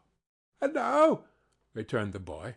"Do you know the poulterers in the next street but one at the corner?" Scrooge inquired. "I should hope I did," replied the lad. "Ah, an intelligent boy," said Scrooge. "A remarkable boy. Do you know whether they've sold the prize turkey that was hanging up there? Not the little prize turkey, the big one." "What? The one as big as me?" returned the boy. "Ha, ha, ha! What a delightful boy!" said Scrooge. "It is a pleasure to talk to him. Yes, my buck." "It's hanging there now," replied the boy. "Is it?" said Scrooge. "Go and buy it." "Walker!" exclaimed the boy. "No, no," said Scrooge. "I am in earnest. Go and buy it, and tell him to bring it here, that I may give them the direction where to take it. Come back with the man, and I'll give you a shilling. Come back with him in less than 5 minutes, and I'll give you half a crown." The boy was off like a shot. He must have had a steady hand at a trigger who could have got a shot off half so fast. "I'll send it to Bob Cratchit's," whispered Scrooge, rubbing his hands and splitting with a laugh. "He shan't know who sends it. It's twice the size of Tiny Tim. Joe Miller never made such a joke as sending it to Bob's will be." The hand in which he wrote the address was not a steady one, but write it he did, somehow, and went downstairs to open the street door, ready for the coming of the poulterer's man. As he stood there, waiting his arrival, the knocker caught his eye. "I shall love it as long as I live," cried Scrooge, patting it with his hand. "I scarcely ever looked at it before. What an honest expression it has in its face! It's a wonderful knocker. Here's the turkey. Hallo! Woo! How are you? Merry Christmas!" It was a turkey. It never could have stood upon his legs, that bird. He would have snapped 'em off short in a minute, like sticks of sealing wax. "It's impossible to carry that to Camden Town," said Scrooge. You must have a cab."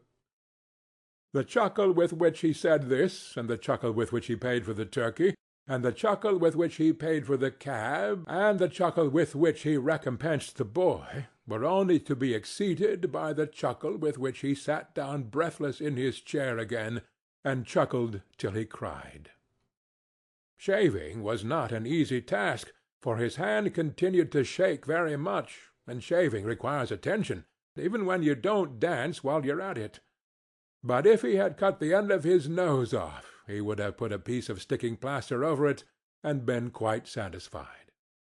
He dressed himself all in his best, and at last got out into the streets.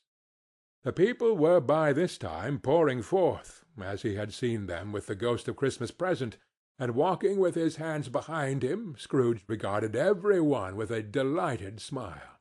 He looked so irresistibly pleasant, in a word, that 3 or 4 good-humored fellows said, "Good morning, sir. A Merry Christmas to you."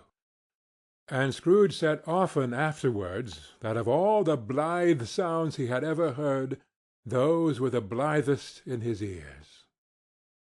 He had not gone far, when coming on towards him he beheld the portly gentleman who had walked into his counting-house the day before, and said, "Scrooge and Marley's, I believe." It sent a pang across his heart to think how this old gentleman would look upon him when they met, but he knew what path lay straight before him, and he took it. "My dear sir," said Scrooge, quickening his pace, and taking the old gentleman by both his hands, "how do you do? I hope you succeeded yesterday. It was very kind of you. A Merry Christmas to you, sir." "Mr. Scrooge?" "Yes," said Scrooge, "that is my name, and I fear it may not be pleasant to you. Allow me to ask your pardon. And will you have the goodness—" Here Scrooge whispered in his ear. "Lord bless me!" cried the gentleman, as if his breath were taken away. "My dear Mr. Scrooge, are you serious?" "If you please," said Scrooge. "Not a farthing less. A great many back payments are included in it, I assure you. Will you do me that favour?" "My dear sir," said the other, shaking hands with him, "I don't know what to say to such munificent—" "Don't say anything, please," retorted Scrooge. "Come and see me. Will you come and see me?" "I will," cried the old gentleman, and it was clear he meant to do it. "Thank'ee," said Scrooge. "I am much obliged to you. I thank you 50 times. Bless you." He went to church, and walked about the streets, and watched the people hurrying to and fro, and patted children on the head, and questioned beggars, and looked down into the kitchens of houses, and up to the windows, and found that everything could yield him pleasure. He had never dreamed that any walk, that anything, could give him so much happiness. In the afternoon he turned his steps towards his nephew's house. He passed the door a dozen times before he had the courage to go up and knock. But he made a dash and did it. "Is your master at home, my dear?" said Scrooge to the girl. "Nice girl. Very." "Yes, sir." "Where is he, my love?" said Scrooge. "He's in the dining-room, sir, along with mistress. I'll show you upstairs, if you please." "Thank'ee. He knows me," said Scrooge, with his hand already on the dining-room lock. "I'll go in here, my dear." He turned it gently, and sidled his face in round the door. They were looking at the table, which was spread out in great array, for these young housekeepers are always nervous on such points, and like to see that everything is right. "Fred," said Scrooge. Dear heart alive, how his niece by marriage started! Scrooge had forgotten, for the moment, about her sitting in the corner with the footstool, or he wouldn't have done it on any account. "Why, bless my soul!" cried Fred. "Who's that?" "It is I, your Uncle Scrooge. I have come to dinner. Will you let me in, Fred?" "Let him in? It is a mercy he didn't shake his arm off. He was at home in 5 minutes. Nothing could be heartier. His niece looked just the same. So did Topper when he came. So did the plump sister when she came. So did every one when they came. Wonderful party, wonderful games, wonderful unanimity, wonderful happiness." But he was early at the office next morning. Oh, he was early there. If he could only be there first, and catch Bob Cratchit coming in late, that was the thing he had set his heart upon. And he did it. Yes, he did. The clock struck 9. No Bob. 1/4 past. No Bob. He was full 18 minutes and a half behind his time. Scrooge sat with his door wide open, that he might see him come into the tank. His hat was off before he opened the door, his comforter too. He was on his stool in a jiffy, driving away with his pen, as if he were trying to overtake 9 o'clock. "Hallo!" growled Scrooge in his accustomed voice, as near as he could feign it. "What do you mean by coming here at this time of day?" "I am very sorry, sir," said Bob. "I am behind my time." "You are?" repeated Scrooge. "Yes, I think you are. Step this way, sir, if you please."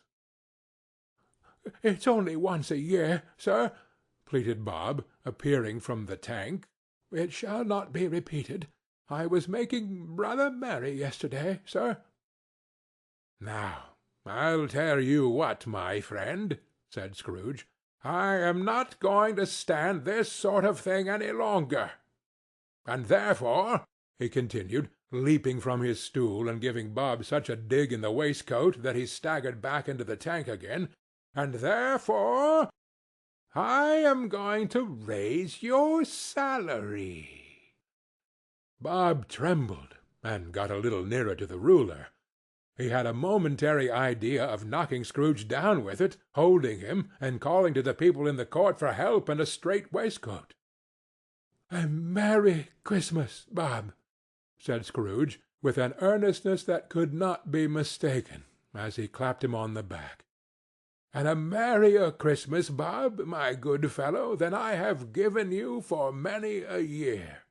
I'll raise your salary, and endeavour to assist your struggling family. And we will discuss your affairs this very afternoon over a Christmas bowl of smoking bishop, Bob. Make up the fires, and buy another coal-scuttle before you dot another I, Bob Cratchit." Scrooge was better than his word. He did it all, and infinitely more, and to Tiny Tim, who did not die, he was a second father. He became as good a friend, as good a master, and as good a man as the good old city knew, or any other good old city, town, or borough in the good old world. Some people laughed to see the alteration in him, but he let them laugh and little heeded them, for he was wise enough to know that nothing ever happened on this globe for good at which some people did not have their fill of laughter in the outset, and knowing that such as these would be blind anyway, he thought it quite as well that they should wrinkle up their eyes in grins as have the malady in less attractive forms. His own heart laughed, and that was quite enough for him. He had no further intercourse with spirits, but lived upon the total abstinence principle ever afterwards, and it was always said of him that he knew how to keep Christmas well, if any man alive possessed the knowledge. May that truly be said of us, and all of us. And so, as Tiny Tim observed, God bless us, every one. End of A Christmas Carol, by Charles Dickens.